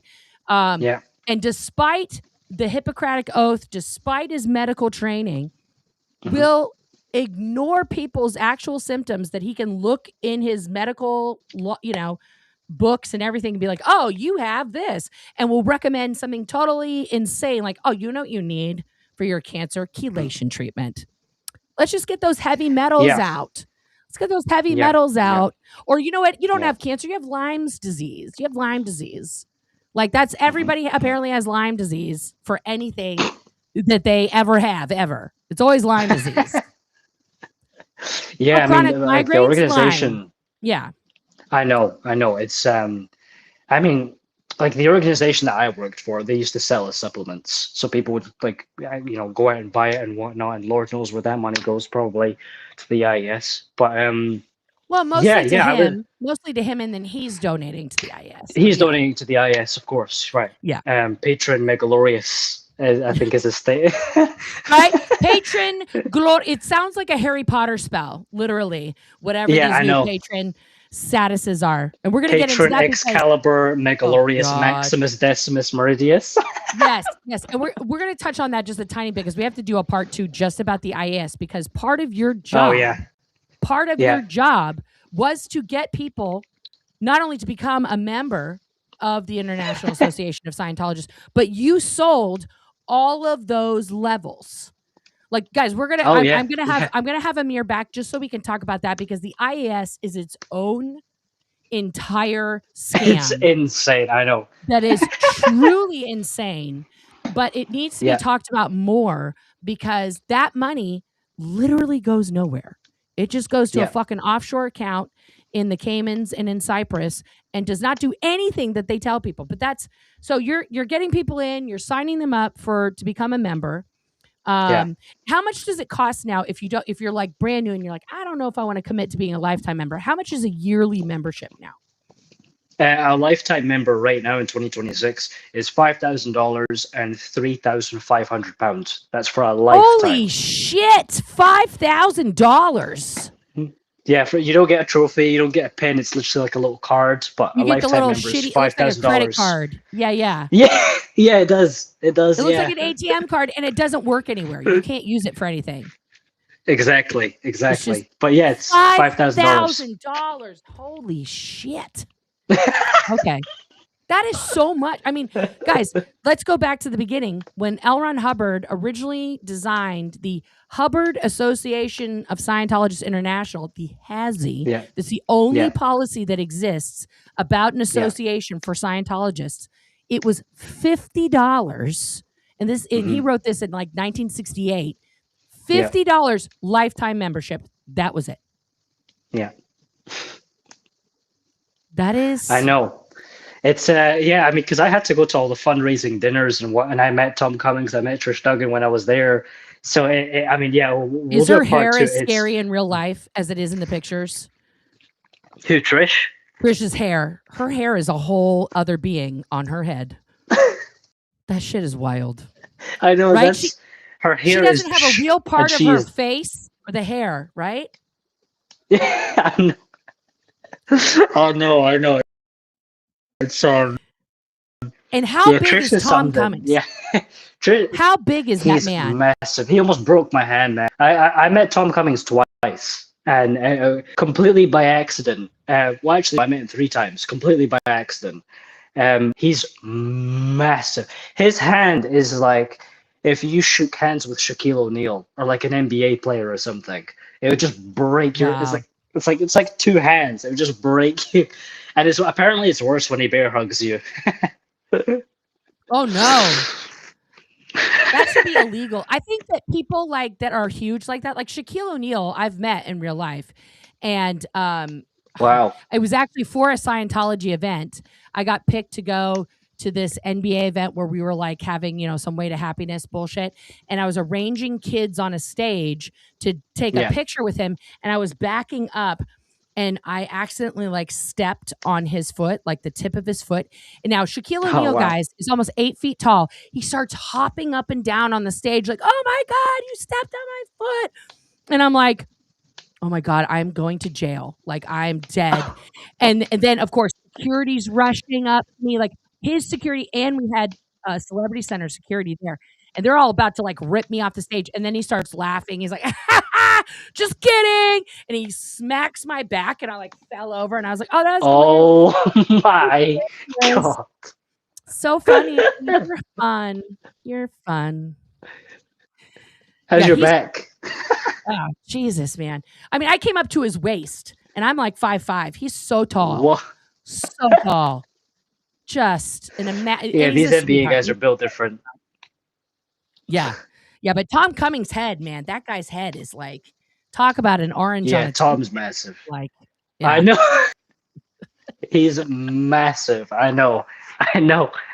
Very flamboyant. I mean, he had like a Tony Montana cigar, a massive fur coat that he would walk around in. I mean, he's very, very flamboyant. Very flamboyant. Aren't all the rich Scientologists like that though? They're very over the top. They're very like. Yeah, and especially in the way that they dress, for sure. And like you'll know if they're a big. I mean, even with their status, the size of the badge takes up their whole chest. It's and the higher you are in terms of the statuses, which we'll cover at some point, I'm sure. But the bigger the badge, or the bigger the trophy, the bigger the name. it's all scale, and I think it's done very deliberately and whatnot. Oh So yeah. but yeah, it's Yeah. it's not hard to miss. Somebody says he's the Andre the Giant of Scientology. Like, I would agree. Tom is, yeah. Yeah. Oh, for sure. For sure. Tom Cummins is like, he's a wild. And now he and Trish are divorced. So now it's just like double the money, I guess. They just get it from each of them individually. Thanks. I mean, he's Tom Cummings is still married with his. Oh, are they still married? I thought they had gotten divorced or something. So, no, maybe. So that's Trish Duggan and Bob Duggan. They're divorced. Oh, Bob Duggan. That's right. That's right. Yeah. Oh, Bob Trish Duggan. and Bob He's are so divorced. Weird. Yeah. Yeah. Yeah. He's a weird. Yeah, I never met Bob, but I mean, yeah, obviously when I heard stories about him, and Scientologists will say that he is just the most amazing being and the most amazing guy you'll ever meet. But I mean, yeah. How many of those exist in Scientology? Isn't that weird that like everybody is the most amazing? They're just the wow to be in their presence.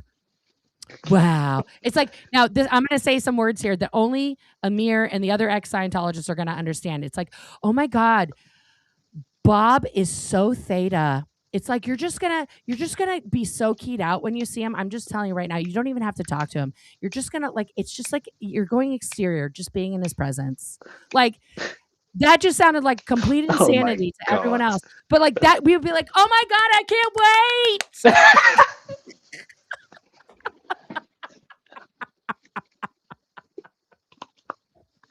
Oh my God. Oh, it's so, it's so crazy, right? That's what you're supposed to feel, like bonkers. This mumbo jumbo. It's like the same thing of being in the same room as David Miscavige. Now, you were in the room with David Miscavige. I was a few inches away from him. Yeah. Okay. Did you feel like that? Did you just feel euphoria come over you? Oh God, no. No. No. Wait, what? No. I mean, I was shocked because I was told I was very, very close to him because I went to a thing which is after the IS event, which is after the Patrons Ball. It's actually on the Sunday, called the charity concert, and I was being told it's boring because it's full of it's just full of like the general public and just people. It's not really full of Scientologists and whatnot. David Miscavige doesn't go up and speak at it. Tom Cruise doesn't attend it. The big donors don't attend it. But I was told that I could go to a free party because it's free for staff. And I could go and I could meet with some friends and whatnot. Also, there's no reserved seating, so I was able to just go sit at the front row and speak to the guys that were going up on stage and whatnot. So it was at the very end where I was meeting all the singers and performers, and we were like, speaking and whatnot. I was considering leaving because I was like, okay, well, whatever. I had to go to a meeting after that event. And then as I look to my right, Dave is right there. And I was like, oh, what the fuck is he doing here? I thought he didn't attend the charity concerts. Right. So I basically, I was like, I'm going to go up and speak to him. I did the same thing with, I tried to do it with Tom Cruise. He's got secure up his ass. I did it with Tom Cummings. I did it with Manuel Suarez. I did it with Trish Duggan. I did it with, with several other executives. So I was like, I'm going to go up and talk to David Miscavige. Why not? He seems like a fascinating little guy. So he's very small, by the way. He's very Nora. AMIR, Nora. You are on the list now. Go ahead, describe him. Tell everyone. He is. Listen, I know you can read about it and you can hear stuff about it, but when you actually see him, he is very small. I'm 5'5". He's not just short; he's petite. Yes, he's petite. AMIR, I got put on the truth rundown for saying that he was shorter than me. I got put on the truth rundown. He is, and the thing is, he's not like he's barefoot. He's wearing platforms that elevate him. So Lord knows what he really is. All the secrets. And the pompadour. And the pompadour. Yeah. So I don't know what he really is. So I walked up to him. He's like 5'2", 5'3". He must be. Yeah. I mean, I think as Taylor said that he's 4'11". So I don't know. But I walked up to him. as I got closer, his security, I kid you not, it is longer than the Great Wall of China. It just spans Yeah. wide and then goes into a ginormous curve where the exit is. Would you So say yeah, it's 20 shit, or 30 people that are his security? How many? probably 30. It looked like about 30. So It was this teeny tiny loads. man has more security than Taylor Swift, than like people who actually do, than the Pope, than fucking he has more security than the President of the United States has Secret Service surrounding him at Mar-a-Lago. Okay, that Oh just yeah. let that sink in, guys. That is what Scientologists are paying for. That's a lot of money per hour for those Yeah. people. Yeah. It is. It's bananas. But I was like, fuck it. I'm gonna go up and speak to him and shake his hand. And apparently he's a germaphobe from what when I'd spoken to people. So Yes. I was like, I'm gonna go up and shake his hand and speak to him. So I walked up, and they're all black, his security. And Dave has his communicator behind him, Lou, and he has another lady with a voice recorder, and Lou's taking notes. And he's speaking to the people that got the 50 grand check from the church. So anyway, I couldn't get near him because of the security. We're just literally shoulder to shoulder, all black in this wall. So I was like, all right, cool. Well, I'll just stand behind. Like I won't be a nuisance or like an asshole. I'm not gonna go, hey Dave. I'm not gonna put my hand up. I'm just gonna stay quiet and I'm just gonna look at the guy from afar, which I thought was completely respectful and completely fine. And I was an exec at the time, so whatever. I wasn't like a public or whatever. So yeah. So anyway, the security were like backing people off, and then they were like, "Hey man, who are you?" And I was like, "Oh, hey man, my name's AMIR. I'm an exec in Scotland and whatnot." And then he was like, "Okay, so listen, AMIR, he's meeting very, very specific people right now, and we really don't want anything on his lines. So I'd love you to just leave the tent or whatnot." I had a problem with that because fine, okay, I'll back away, but I had the amount of money I was raising for the IES, I had every right to spend time with my friends and meet all these guys and eat food and have a good time. I was not going to leave the tent. Even though I was considering it, I was like, you know what, fuck no. So I was pissed off, but then I looked at his belt and he was a Sea Org member, so I was like, okay, so I should probably behave a little bit.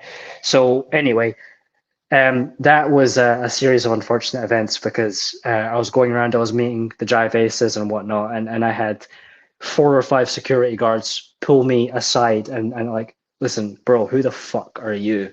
Like, because I wasn't leaving and I was staying around with Dave at the time.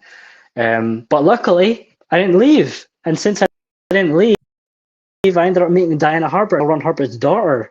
So that was very interesting. And So she random. helped open me. I know, I can believe. I didn't know who she was. I didn't know.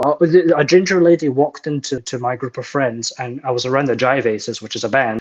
And then everyone's faces dropped and changed. And then I whispered into John's ear.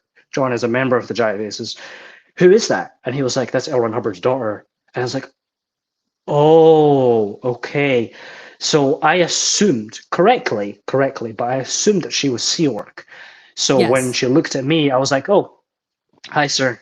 My name is AMIR. I'm from HAPI in Scotland. And she was like, oh my God, wow. And then they started geeking out about 1950s films and Gene Kelly, which was totally up my alleyway. And I was having a good time with that. And she apparently helped in the opening of HAPI as the first ever advanced organization in '68. So yeah, so very, very close to meeting Dave, but I did meet Diana Hubbard and a few other people from Int Base, so that was very interesting. Yeah, I mean, they always bring in the big guns when, especially, because Tom Cruise was there, and Tom Cruise brings, helicopters and guests and things like that to impress with the pomp and circumstance of Scientology. So of course they've got to wheel out Diana, who's the only living Hubbard who is still a part of Scientology, right? Yeah, and it's a big deal.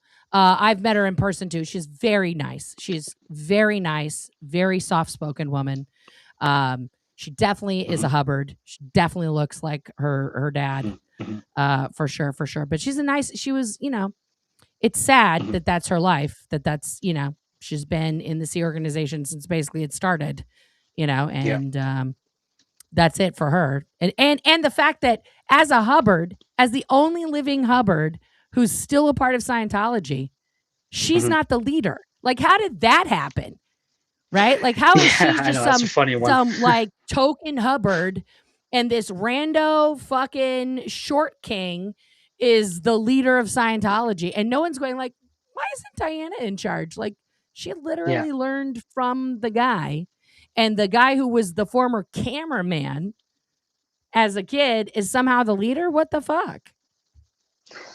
Yeah, I know, and there's a whole story behind it about Owen Hubbard and the times Oh yeah. before he passed away, and his two most trusted friends, and then how they've, you know, manipulated and had all of these networks and communication lines and whatnot, and how he climbed to the. There's a whole story behind it, but it is definitely an interesting question that Diana Hubbard is not like, you know, that's her dad, but she's not like a leader of any kind at all. She No. works in PR.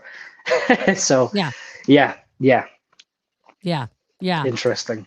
Well, then after that event, let's just say, is that what was that the impetus for you on the inside to start being like, I don't know about this? Or what was what was the impetus? What happened that you were like, I got to start thinking about other stuff?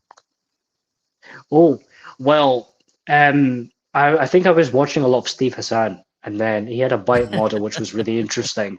So, he basically talked about behavior control, information control, and whatnot, and I was like, oh, okay. Well, I mean, no one's going to tell me what to watch or what to read. So I went down the rabbit hole, and then I started reading. I read Mike Render's book, and there was a library next to the org.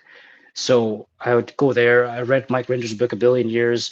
I listened to everyone's channel, which is really funny because people are like discovering. People are like, do you know who I am? And I'm like, yes, yes, I've known you for months. I've watched your channel and stuff. So I was watching everyone's channel.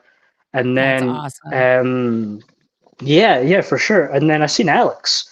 I didn't really know who Alex was, but Alex was protesting at the IS event for days.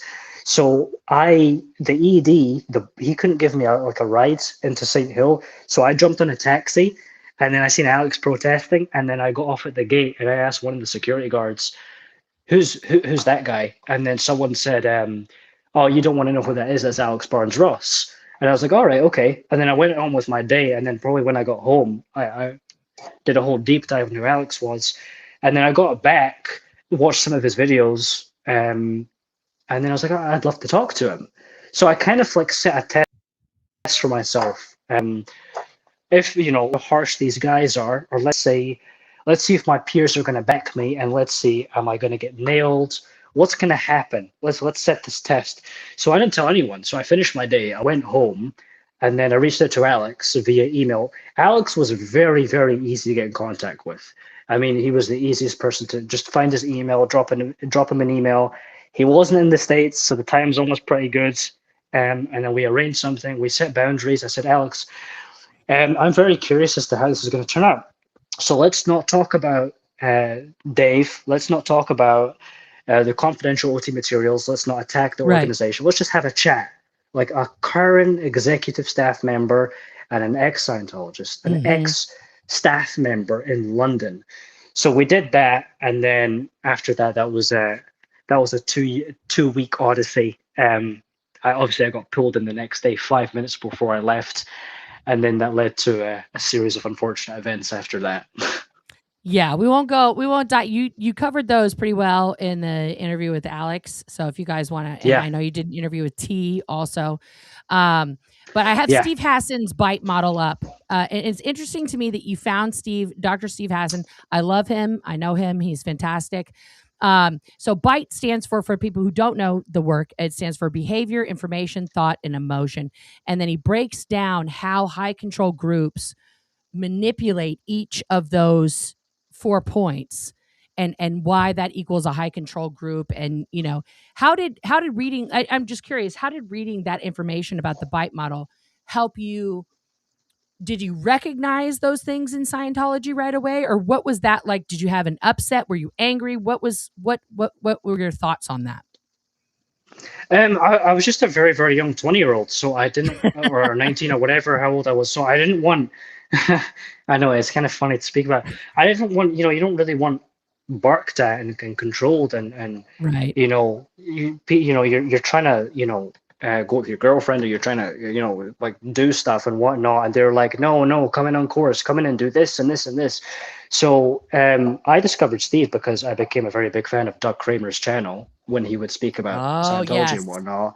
R.I.P. Yeah, Doug. Doug was R.I.P. to Doug. Doug's a legend. So he talked about Steve's book helping him. So I did a lot of research on Steve and whatnot, and then I just it refers back to what I was telling Nora, but you kind of have your own cognition about it, whether it's through the internet or someone telling you or whatnot. So I was like, yeah, you know what? I mean, these guys say don't look at this, don't look at this, don't go to the internet. I mean, there's a whole course in Scientology which is over 100 hours called How to Confront and Shatter Suppression, but they just run in and lock the door or whatever, and they don't talk to these guys. So Yeah. it's I know it's just ridiculous. I mean, that the whole thing is laughable. If people go into flag for 3 years of training and they can't handle a simple upset or whatever. So I don't know what the hell they're being, but. Yeah, so Steve's spite model definitely Are you helped. trying to say Scientology doesn't work, Amir? Yes, that's exactly what I'm trying to say. Yes. Joe has a specific question for you. So Joe and T, a few other people went in and they got a stress test from you. Yeah, they did. And Joe wants to know, how did you feel seeing us outside protesting after we had the stress test with you? She always wondered if you saw them out there protesting after or not. Yeah, absolutely. I was shocked that I made the joke to the ED Malcolm. I said, listen, the Oscars are coming up. Fucking send them their Oscar. I was shocked. So so basically I did a stress test with both of them, and me and T had a great conversation. T got very upset. And that's your dream as a Scientologist, because you're drilled and practiced. If you can get someone crying or whatnot, boom, you found out what's ruining their life, then you can sell them something. And then I had a great conversation with Jojo, who's also fantastic. I sold Jojo a book or a booklet, and I was like, happy days. And then I went and I did some book buyer calling where I was calling guys to come in and whatnot. And then someone said, oh, Amir, congratulations, it's your first protest. And I was like, what do you mean? They were like, yeah, there's a protest outside. And I was like, oh, I'm going to go down and speak to them. And they're like, no, don't do that. I'm going to send the ED to go down instead. So I was like, oh, fine. Because I like speaking to people. So I was happy to go down and just say, hey, guys, what's good? So, which they didn't like. They never liked that. No, they didn't like that about me at all when I'd love to speak to these guys. So I opened the window and then I looked down and then I seen them. And they were protesting, and they had like this enormous list of people that had been abused or people that, killed themselves and whatnot from Scientology's abuses. I didn't know that at the time. I just saw a massive scroll, a massive list, and I was like, oh, wow, okay. So, eventually I seen them, and I was just that's a list of all the kids who were born in, and then some of them are dead. Yeah. Exactly. Yeah. By the way, I didn't tell T this. That shocked you at the list? It shocked you to see that many names? Yeah, 100%. Yeah, 100%. I mean, it's very upsetting. Just if you're being a human being about it, and you're stick this kind of bullshit policy aside, it's not nice. It's very heartbreaking. People that don't see families, people that kill themselves from thinking that there's invisible aliens stuck to their bodies. People, it's horrible. And I remember. The ED said that that's a bullshit list, saying that he when he went down there and filmed them with his camera, Malcolm, the ED, he said that he recognized some people from that list and knew their stories, and he said complete and utter horseshit. So there you go. There's the brain cells there, and the way of thinking about that whole thing. It's just inhumane. It's just, honestly, they're not the most caring, despite what they say. They're not the most caring human beings. These people are not going to check in and see how you and your family are doing. They're not going to call you unless they want you to come in and do something. They're not these caring people. So anyway, that's a whole thing in itself. But yeah, I was definitely shocked at the time for sure. That's interesting. And so then basically he just told you that's about a bunch of bullshit. Jojo just wanted to know because she felt really bad after talking to you because you're such a sweetheart. Like, oh no, he's so nice. like they felt bad, like that you were stuck in there, right? And that they had, basically like tricked you a little bit to do this stress test with you, So Yeah, it was, yeah. I think, mean, but how did you feel? You felt like, oh, I helped these ladies, or like you discovered something, or what was your feeling about that stress test? yeah, at the time I thought fantastic. I mean, I did the stress test because I was going out for lunch, and then Malcolm, the ED, was sitting at reception and said, "Hey, these two ladies walked in. Can you give them a stress test?" I was like, "Ah, okay, fine, okay." And then I'll go grab my lunch or whatever. So then I did that, and I was like, "Great, it went beautifully." And then obviously I was calling, and then I wasn't upset or anything like that. Like Jojo, you got nothing to worry about. Okay, I was no, seriously. I mean, I wasn't upset. I was just shocked. And then I kind of made, Yeah. was like, give them their Oscar. It's coming up in March next month. So, but yeah. Fair enough though. I mean, they're doing their thing, and they're obviously same as me, just against the abuses that go on and whatnot.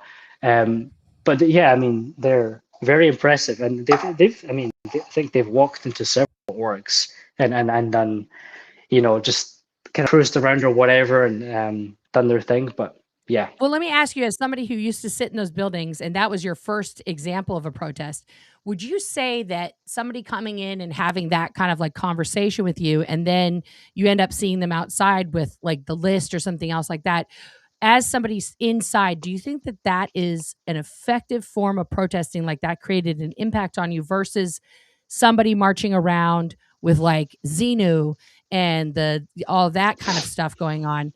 Which do you think would reach people inside, because like there's two types of, in my opinion, there's two Mm-hmm. types of protesting. There's either like you're like, hey, watch out, warning, it's a cult, they're gonna harm you, right? Or actually I should say three. Or the type Yeah, that's like the yeah. list, which is like, whoa, what happened to all those people, right? Create that kind of impact. And then there's just the sensationalist performative stuff where like you had no idea before leaving what Xenu was, right? You hadn't reached that level of Scientology, Oh, correct? no. Yeah. I mean, I did all the research about it, but I never ever got up to Right. that level at all. Yeah. But as a Scientologist, and I just want to like, because sometimes people are like, Nora, you're just an SP, you just say things. But as a Scientologist, the belief that if you see those things, those facts, right, that are laid out on operating Thetan level 3, if you Yeah. encounter that information prior to being ready for it, and by that meaning going clear, doing the preps and OT1 and 2, and then you walk into the confidential course room, what are you told, or do you know as a Scientologist, can be the penalty physically and mentally to you if you see that information before you're ready? Yeah, good question. Nora, 1 second. I'm going to sprint to the bathroom Oh, very please quickly, and go. then I will answer that. Please go. I will be 1 second. Okay, and then I can Well, think take about it. more But than a that's a very good second. Just question. do the thing you need to do. Don't worry. Take off your microphone, Okay, though, cool, Amir. cool. Your microphone, though, Amir. Take off your microphone. I'll see. I'm gonna mute him just in case he didn't, because he left already. Because guys, I have done that where I have left a microphone on. But yeah, guys, this is listen, I'm definitely gonna have to do a part 2 with Amir because there's so many things to talk about, and I really want to dive into the whole IAS situation. Honorable mention goes to Irish Academy Awards. Yeah. But yeah, I think it's important. I want to, because if we're going to go out and protest, all of you guys around the world, and you're going to go talk to people about it, Amir is, I muted him. Don't worry. I did. See, you guys can't see it, but he's muted. I want to make sure that we can reach as many people as possible. You're not going to reach everybody. It's not 100% game. You know what I mean? Of course, anybody can ask questions. Anybody can ask questions. I have a couple pulled up. Mad Drop Bear dropped a couple questions in. But I'm trying to just have the conversation here, guys, that isn't going to be 5,000 hours because I do have to make dinner and things like that. Of course, JoJo. Yes, traveling. Amir was the only Scientologist in his family. He joined independently when he was 19 and got out all on his own. His parents had no involvement in either decision. He needs to see the South Park episode. Yeah, I don't know if he's seen that yet or not. You emailed me something? Okay, pull up my emails.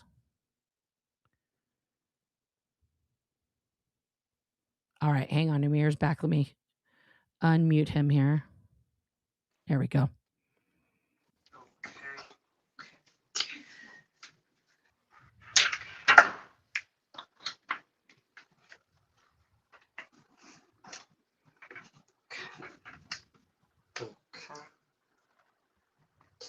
I'm just going to stick my phone on charge while I do this. Yeah, go for it.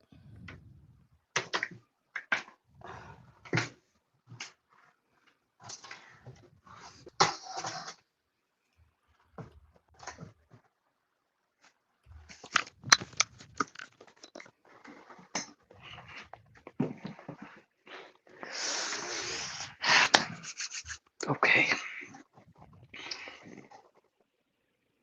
All right, you're back. Fantastic. Can you hear me okay? I can hear you. Okay. I'm just making sure. Mad Drop Bear just sent me something. I'm going to put it up on the screen here because this is fantastic. Okay. This is awesome. I don't know if you can see the screen. Lord.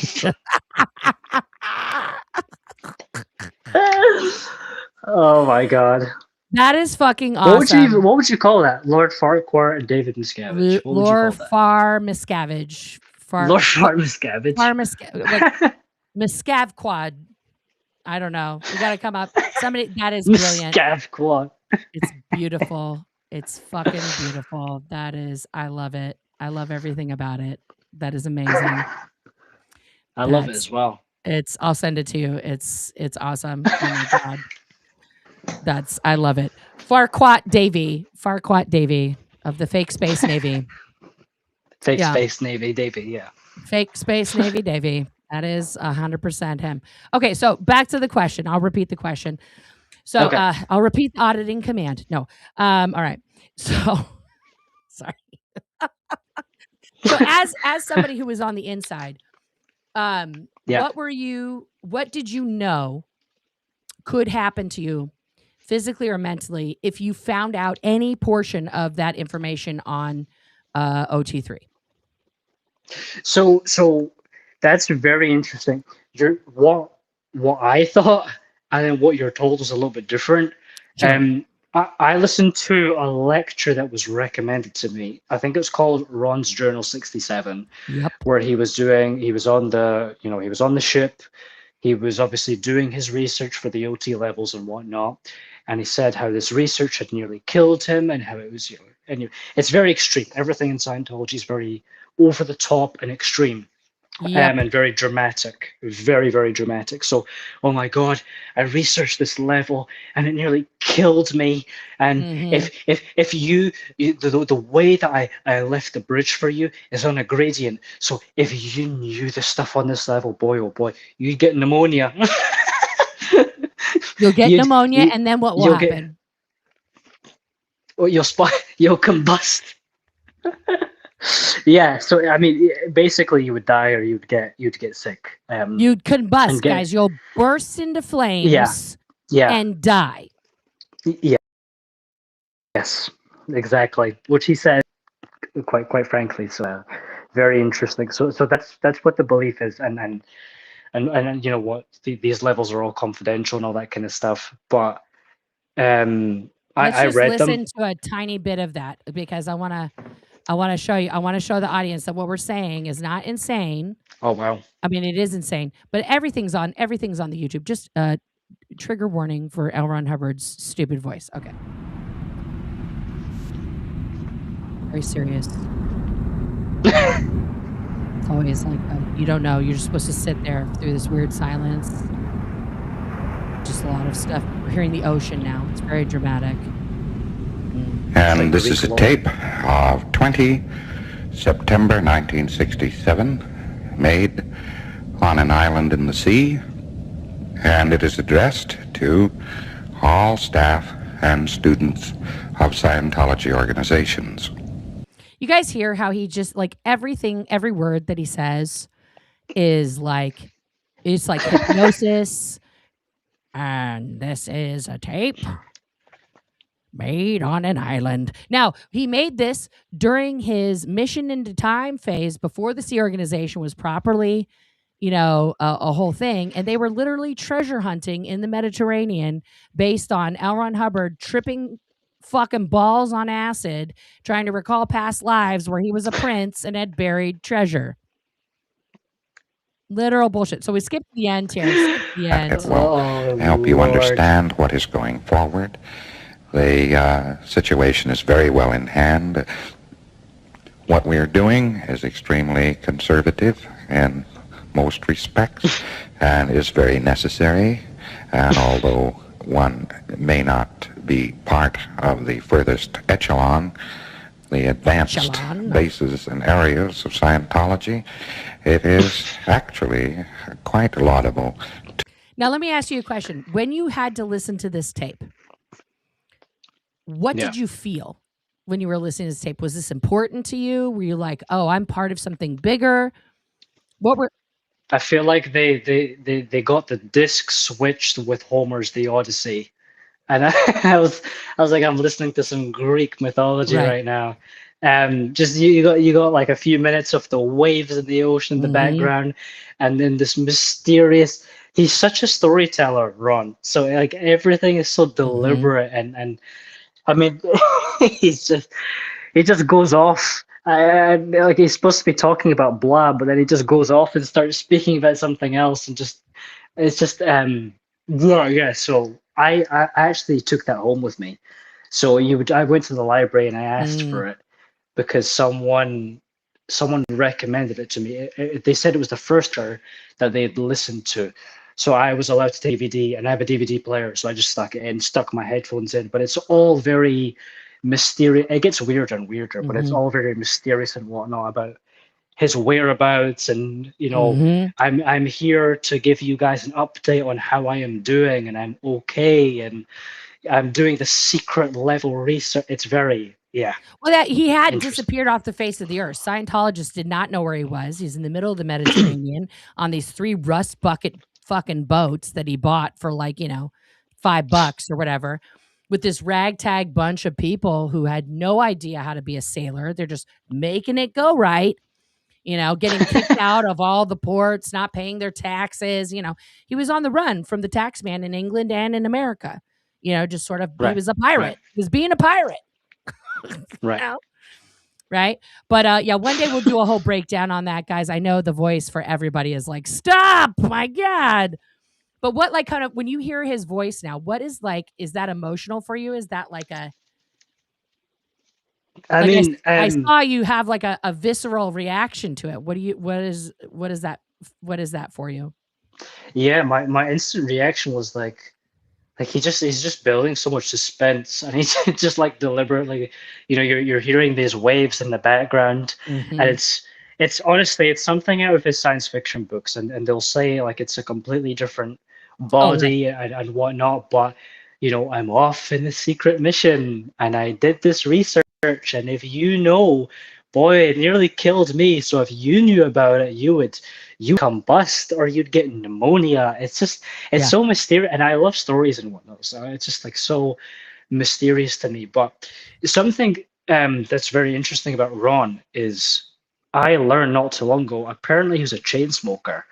So that just adds to the depth of his voice and whatnot. But apparently, Ron was like a very, very, very heavy smoker back in the day. Well, ask Janice Gillum Grady. She was one of the girls that would just walk around with his fucking ashtray when she was a little kid. Right. Exactly. Yeah. I think there's even a lecture where I got sent a lecture where he says, cancer or lung cancer comes from not smoking enough. Yeah. And you get it from radiation. So you got to smoke and keep smoking to then get rid of the radiation. Yeah. So, I mean, it's just fucking insane. Yeah, you're just dramatizing being a volcano. Just stop doing that. Just stop doing that. I know, exactly. It's absolutely bonkers to hear. Yeah, no, totally nuts. Okay, so then you got in contact with Alex. You did this really great interview with Alex. And then the next day, what happened? Oh, so on the Monday, it went completely normal. And then I was about to leave 5 minutes before I left. The ED was like, "Hey, Amir, I want to speak with you for a minute." So we sat down in the chapel in that room, and then he said, "So, Mister, you become an overnight celebrity or whatever." And I was like, "Oh, right, yeah. You talking about the interview with Alex?" Because I immediately, when he said that, I was like, "Oh yeah, I know what he's talking about." Mm-hmm. So I was like, "Oh yeah, the interview with Alex," and he was like, "Yep." And I was like, do you know who Alex is? And he was like, "Yep, Alex Barnes-Ross." And I was like, "Oh, okay, fair enough." The ED in Scotland is best friends with everyone in London, and he trained with them and whatnot at Flag. So, yeah, he knew who Alex was. So, he at this point it's fine, and he's basically just collecting information. And I said, "Listen, I wasn't on post. I was at home, and as far as I'm concerned, I have the freedom of speech to speak to whoever I want to." And we didn't speak about anything confidential. We didn't speak about the OT levels. He didn't attack the organization at all. We just had, a conversation over the internet. Yeah. It's just the same way I spoke with him is the same way I would speak with anyone if I'm handing out flyers or trying to get people in or whatever. So he was like, yeah. I'm sure you did a hell of a job defending us and whatnot. No question about it. Just how did it come to be? How did it come about exactly? And I was like, oh, I just reached out to him after I've seen him at the IS event. And he's like, oh, okay. So which guy told you? He just collected the information with a pen and paper, and he sprinted upstairs at Alex, which I was reading to Osa and to manage. But Monday was, he was just collecting information basically. And he made it sound like it was fine, but I was reading everything that was going on, and then I had multiple sit-downs in ethics. I wasn't sent to ethics once, but that was the room that they chose to sit down with me in, with with all these different guys that I spoke. Uh-oh. We'll bring him back up here. Hang on. What happened? I don't know. It's the internet This happens every time we speak about OSA. This happens. See, OSA, they're like, nope, boop. They boop you right out. Also, T says hi, and that she's loving the chat. She just sent it a super chat. Hi, T. But yeah, no, I mean, guys, like, hi. We also have to say hi to OSA. Hello, OSA. Hello, Kristen. Hi, OSA. Hi, everyone. They're watching. Hi, Janet. They're watching. I mean, and here's the irony, guys, and I want to emphasize this. And if you haven't watched Alex's interview, go watch Alex's interview, because it's not just about pumping up another channel. I want you to see the complete mild sauce conversation that was had between AMIR. I have said more things that are spicy, just out of my mouth, but also, we've discussed things of a way spicier nature than it was literally two blokes just being like, oh yeah, I used to do that, and like, oh, is this thing still a thing? And you guys do that, and bup. It was just like a chat. It was literally just a fucking chat that happened to be, the topic was like selling books and Scientology. It wasn't Scientology is bad. Alex didn't try to get him to say anything negative or say, hey, the fucking org, I haven't got paid in 10 months, like nothing. None of that came up. It was literally like AMIR. And I will say this, like, this is before, talking with you. I thought, oh my God, Alex didn't do anything to get this kid out of Scientology. Somebody go save him. Like, that's how I felt about the conversation. I was like, what the fuck was that? Like, I almost wrote Alex, and I'm telling him this now, he doesn't know. I almost wrote Alex like a really angry email. Like, what the fuck is wrong with you? How did you not Tell this kid anything. But now I see it was like, this was your experiment. You were like, okay, we're not going to even have a confrontational conversation. I'm literally going to do the same shit I would do if I was sitting out at a table handing out things like, hey, you should read Dianetics. And you guys talked about it like that. And despite the fact that it was literally could have been a commercial on the Scientology fucking channel on YouTube, okay, that interview, you still got fucked at the drive-thru. That's what people have to understand, is that despite all this technology, confront and shatter suppression, you're the most ethical person on planet Earth. You had a conversation with somebody they have deemed persona non grata, and now you, by association, are an enemy of the church. Correct? Yeah, exactly. It's insane. I mean, I thought, like, because obviously I was their highest producing guy in Division 6. Mm-hmm. And my stats were good. I raised so much money for the organization, for the IS and whatnot. And I was being talked about to be sent to flag for this massive training, this OEC FEBC training, which is the highest level of executive training. I was going to do the data series. I was going to do superpower. Yes, there's a course called superpower. I was going to do all of that stuff. And then, I did an interview with Alex, and that was enough for a 2-week interrogation. Mm-hmm. And then, I mean, like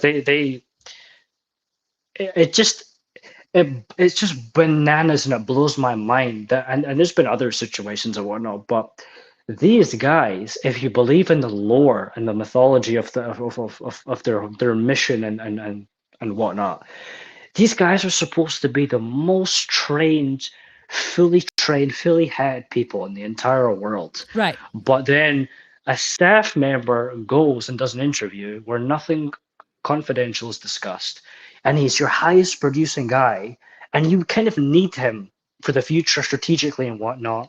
Mm-hmm. But then through this poor management, you're like, yeah, we're going to take him off his job. We're going to stick him on labor for 6 hours when he's not going to get paid for it. And we're going to treat him really, really poorly. We're going to take him off his job, so the stats are going to drop there. Yeah. And we're going to stick him on a 1-month ethics program where he's going to have to do the Method 9 word clearing that we were talking about. And the problem is in his study, because he's actually read the policy before, but he didn't use it with Alex. So the problem is study. I see. So then we're going to write the program all in the study. So now you have to go and you have to basically redo the student hat, and you have to M9 it. Plus you have to get false data stripping. Plus you have to do clay table. You have to put everything that you learn in clay and make it into these clay men.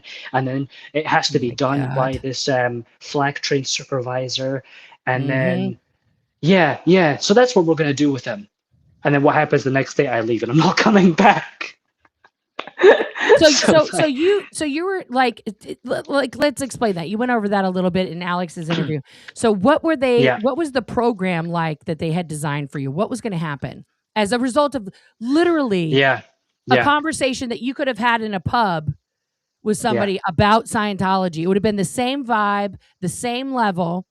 Okay. This one just happened to be broadcast on the internet to thousands of people and accessible to anybody who chooses to watch it. So what was the program? What was the end result they were trying to get with you? What was going to happen? The program was essentially just redoing the student hat, and it was, it was massive. And basically they're I don't know how about these guys. I don't care what they do. They have the poorest management I've ever seen. They don't have to deal with any situation. So they came to the root cause that the problem was embedded in my study, and that I neglected policy and spoke to Alex. So basically, it was like redoing the student hat, which is an 80-hour course. I asked the ED this. He estimated it would take about 3 to 4 weeks, and it just involved every policy, every reference, everything you could possibly fathom related to someone's study. So it basically involved, I had to Method 9 words clear it. I had to read these aloud. It doesn't matter if it's 13 pages. I had to read the stuff aloud in front of an FEBC, a flag-trained executive, the highest flag-trained executive. I had to read it in front of them. I had to put everything, every concept, everything into clay where they had to pass me on it. Plus, I had to get false data stripping on the meter for any false ideas that I might have had about anything. Wow. Then at the same time, I couldn't do my job. So they took me off that. I was still posted there. So it wasn't like I'm a HCO expediter, but they basically said you can't do your job. And then we're also going to have you in the Life Improvement Center helping out with the renovations and the painting and doing heavy manual labor. On the Monday, I was by myself. There was no one there. So I basically just was working away by myself and whatnot. So, I mean, it was just absolutely ridiculous. And it's the most absurd, poorest management. I'm sure someone's going to be getting the sack and someone's going to be getting fired, or maybe several guys will be getting fired for sure. But I mean, it's just ridiculous how they handle these situations. Yeah. I mean, well, Joe wants to hang out. I mean, she's there in Scotland, not directly in Edinburgh, but the next time she's down, would you now let me ask you, this is just a question from me. We'll do this as a final question because we got to do a part 2. There's way too much to talk about. Now that you're out and you're dealing with all these things now, would you consider in a future date, and this goes along with Mad Drop Bear's question that he asked earlier, but like, do you think that you'll become part of the activist movement, or are you just like, listen, I need time, and I respect either answer. I need time to just like deflate and like get my mind straight, and I'm gonna go back to just playing some football and heal with that in college, or what are your plans right now? That's a good question. So there's a lot of stuff that will be happening that I can't actually talk about right now, which is very, very exciting and whatnot.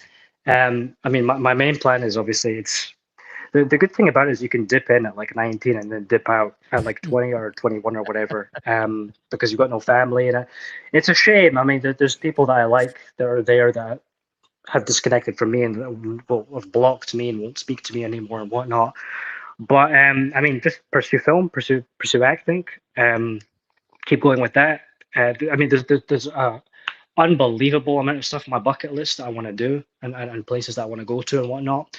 But I mean, in regards to, there's stuff going on behind the scenes, but I mean, the main thing I want to do is keep speaking to people like yourself, Nora, and on your not, and just spread awareness about what's going on, and spread my story. And you know, I ended up keeping like a journal of what I did just last week, and it's just absolutely bananas when you write it down.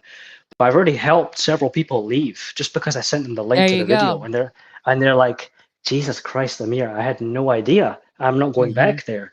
So I had people, you know, block them. I had people leave. So I've already helped several people leave in just a week. And then something that actually made me very emotional. I wasn't so like upset myself, but like when I watched this, it's just, I basically, people watching the video or people spreading the video and whatnot, I was able to give them updates on their family, which was really, is very hard. Awesome. It was awesome for sure, but it was very hard. I mean, you see when someone reaches out to you and then you have like a private phone call with them and it's just you and them and it's not, you know, on the internet or whatever. And then you know their mom or you know their uncle or whatever, or you know their brother and their sister. I'd be like, oh my God, that's your mom or that's your brother. Bro, I can send you what they like their birthday in the org, or like what your nieces and nephews look like now, and they're all grown up, and I know them and whatnot. So there's been quite a few people where I've been able to send them pictures and updates, and that's meant the world to them, of course. But that's, how did that impact you to know that these people haven't been able to speak to their son, their daughter, their dad, their grandma, whatever, this relative that is so dedicated to Scientology? Like, how did, like, because you didn't have that problem. Your mom was like, okay, you do you, boo, you know, and you guys still had a relationship because you were independent and she's doing her own thing. But like, how did that make you see what you had been a part of, where these people are not able Mhm. to have that kind of any relationship with their family. Yeah, I had absolutely no idea it was that bad. It's so funny because like obviously I'd read about this connection and I'd read books on it and I'd listened to interviews on it, but see, when you actually go through it yourself and people you like and people you've known for years and Kairos that you've went to and people you've went to the movies with and they just block you and never speak to you again and say that you're a liar and you're whatnot. It's different to experience it yourself because now it's like, fuck, bro, I know, and I'm going through it right now as we speak. So that out of all things that could have made me cry or could have made me really upset, it was when I would forward pictures of someone's brother and sister or someone's dad or someone's mum to this guy, and then I would listen or watch him react to these pictures in real time. That was rough. That was fucking rough. And I had no idea it was that bad or whatever. But now I am obviously having my own experiences with myself after reading about it so much. But thankfully people are watching this and they're reaching out to me and I'm able to provide them with those updates or helping people leave and whatnot. So that's definitely a good side of this stuff for sure. Yeah. And what would you say if you could say anything right now? If, like, let's say all those people that blocked you everywhere, okay, all of Yeah. your friends, what would be your message to them right now if they're watching? Wow. Okay, that's a question, Nora. Wow.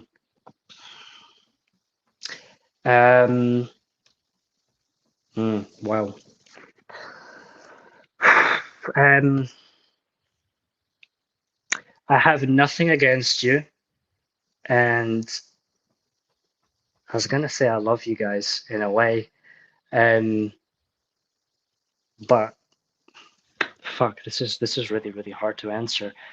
In a way, I do love you guys, but you have to just speak your shit and speak the truth, and to open up that ethics book and to look at what L. Ron Hubbard says is a suppressive act.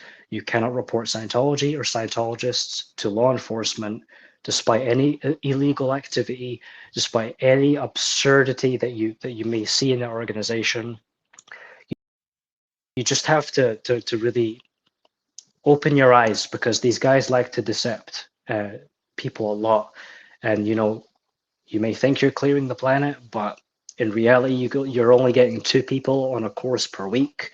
The course room is empty. It's shrinking. You don't have a lot of people.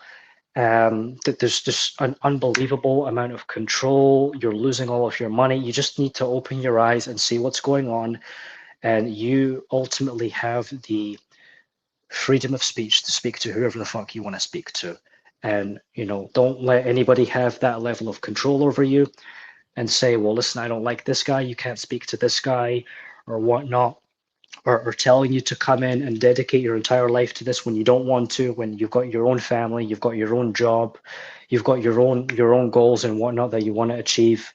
So just speak your shit. And you're not going to lose much, unless you have family in it, of course, but listen, take them with you. Life is very short and very, very precious. So just speak your truth and speak what's on your mind and don't be scared to do that. I think that's my advice. There you go. That's a tough thing for people inside to do. I know that sounds like so basic Yeah. to everybody Yeah. else, but that's a Yeah. lot. And would you say that if anybody out there that is a former friend of yours, and by former friend, I mean on their end, not on your end, would you say like they could call you? I mean, obviously they have your phone number. They could call you or come by. Yeah. Like, are you available to talk to them and answer any questions? Yeah. 100. I mean, they already have my phone number. I mean, whether they've blocked me or not. I mean, they've already got my phone number and whatnot. I'm very, very easy to get in contact with. I mean, you've got my email, you've got my phone number. That's for anybody at all. If you want an update on your family, whatever the fuck it is, if you're under the radar, if you need to speak with anybody, you've got myself, you've got Nora, you've got Alex, you've got multiple different foundations that you can go to. These guys are very, very stable people. I spoke to Alex for weeks, even when I was an active executive going through that kind of stuff, and even prior to that stuff, I was speaking, and Alex didn't give me away or whatever. So Right. these guys are very, very safe people that you can go to and whatnot. But yeah, anybody can contact me for sure. Yeah. Awesome. All right. There's so many questions in the chat. We're gonna do a follow-up, guys, where we're gonna just there's some questions I didn't pull up on purpose because there's a lot of things going on that just we can't answer questions in the now times. That's just facts. But we're going to do a part 2 where we dive into the IAS because I really want people to understand the nitty gritty of that. Like we'll just, I'll like focus my ADHD brain on just the International Association of Scientologists because that is such a key for Scientologists to understand what's really going on there, and for people outside to understand like why this organization is there. You know what I mean? Yeah, absolutely. All right. Let's do it, Nora. I'm in. We're going to do it. Just hang here. Don't go away. I'll talk to you as soon as we're done. But guys, thank you so much for tuning in. Thank you to all the subscribers. If you're not subscribed, please subscribe. I'm fun. Thank you to all of the members. Thank you to everybody who super chatted. Do not forget the mod. I'm going to pull this up. I'm pimping out my own shit right here, Amir. But do not forget to go and get your Mod Mafia merch. It is limited edition. It is just for this month. Okay. We've got, that going on. And get it. All of the proceeds, like it says at the top, are going to the mods, limited edition. Get it while it's hot off the presses. Some people have already gotten theirs, have sent me pictures of them modeling their Mod Mafia merch, and I'm so proud of it. I love it. And thank you to my mods, who are the greatest ladies in all of the land, who keep this chat and my life on track. And as always, that's it from the box office, and I'll see you all on the flippity dippity. Lincoln 30 to dispatch. Yeah, that's a wild goose chase over here at Nakatomi Plaza. Everything here is okay. Over. Let it snow, let it snow, let it Welcome to the party, pal. I'm not ready to make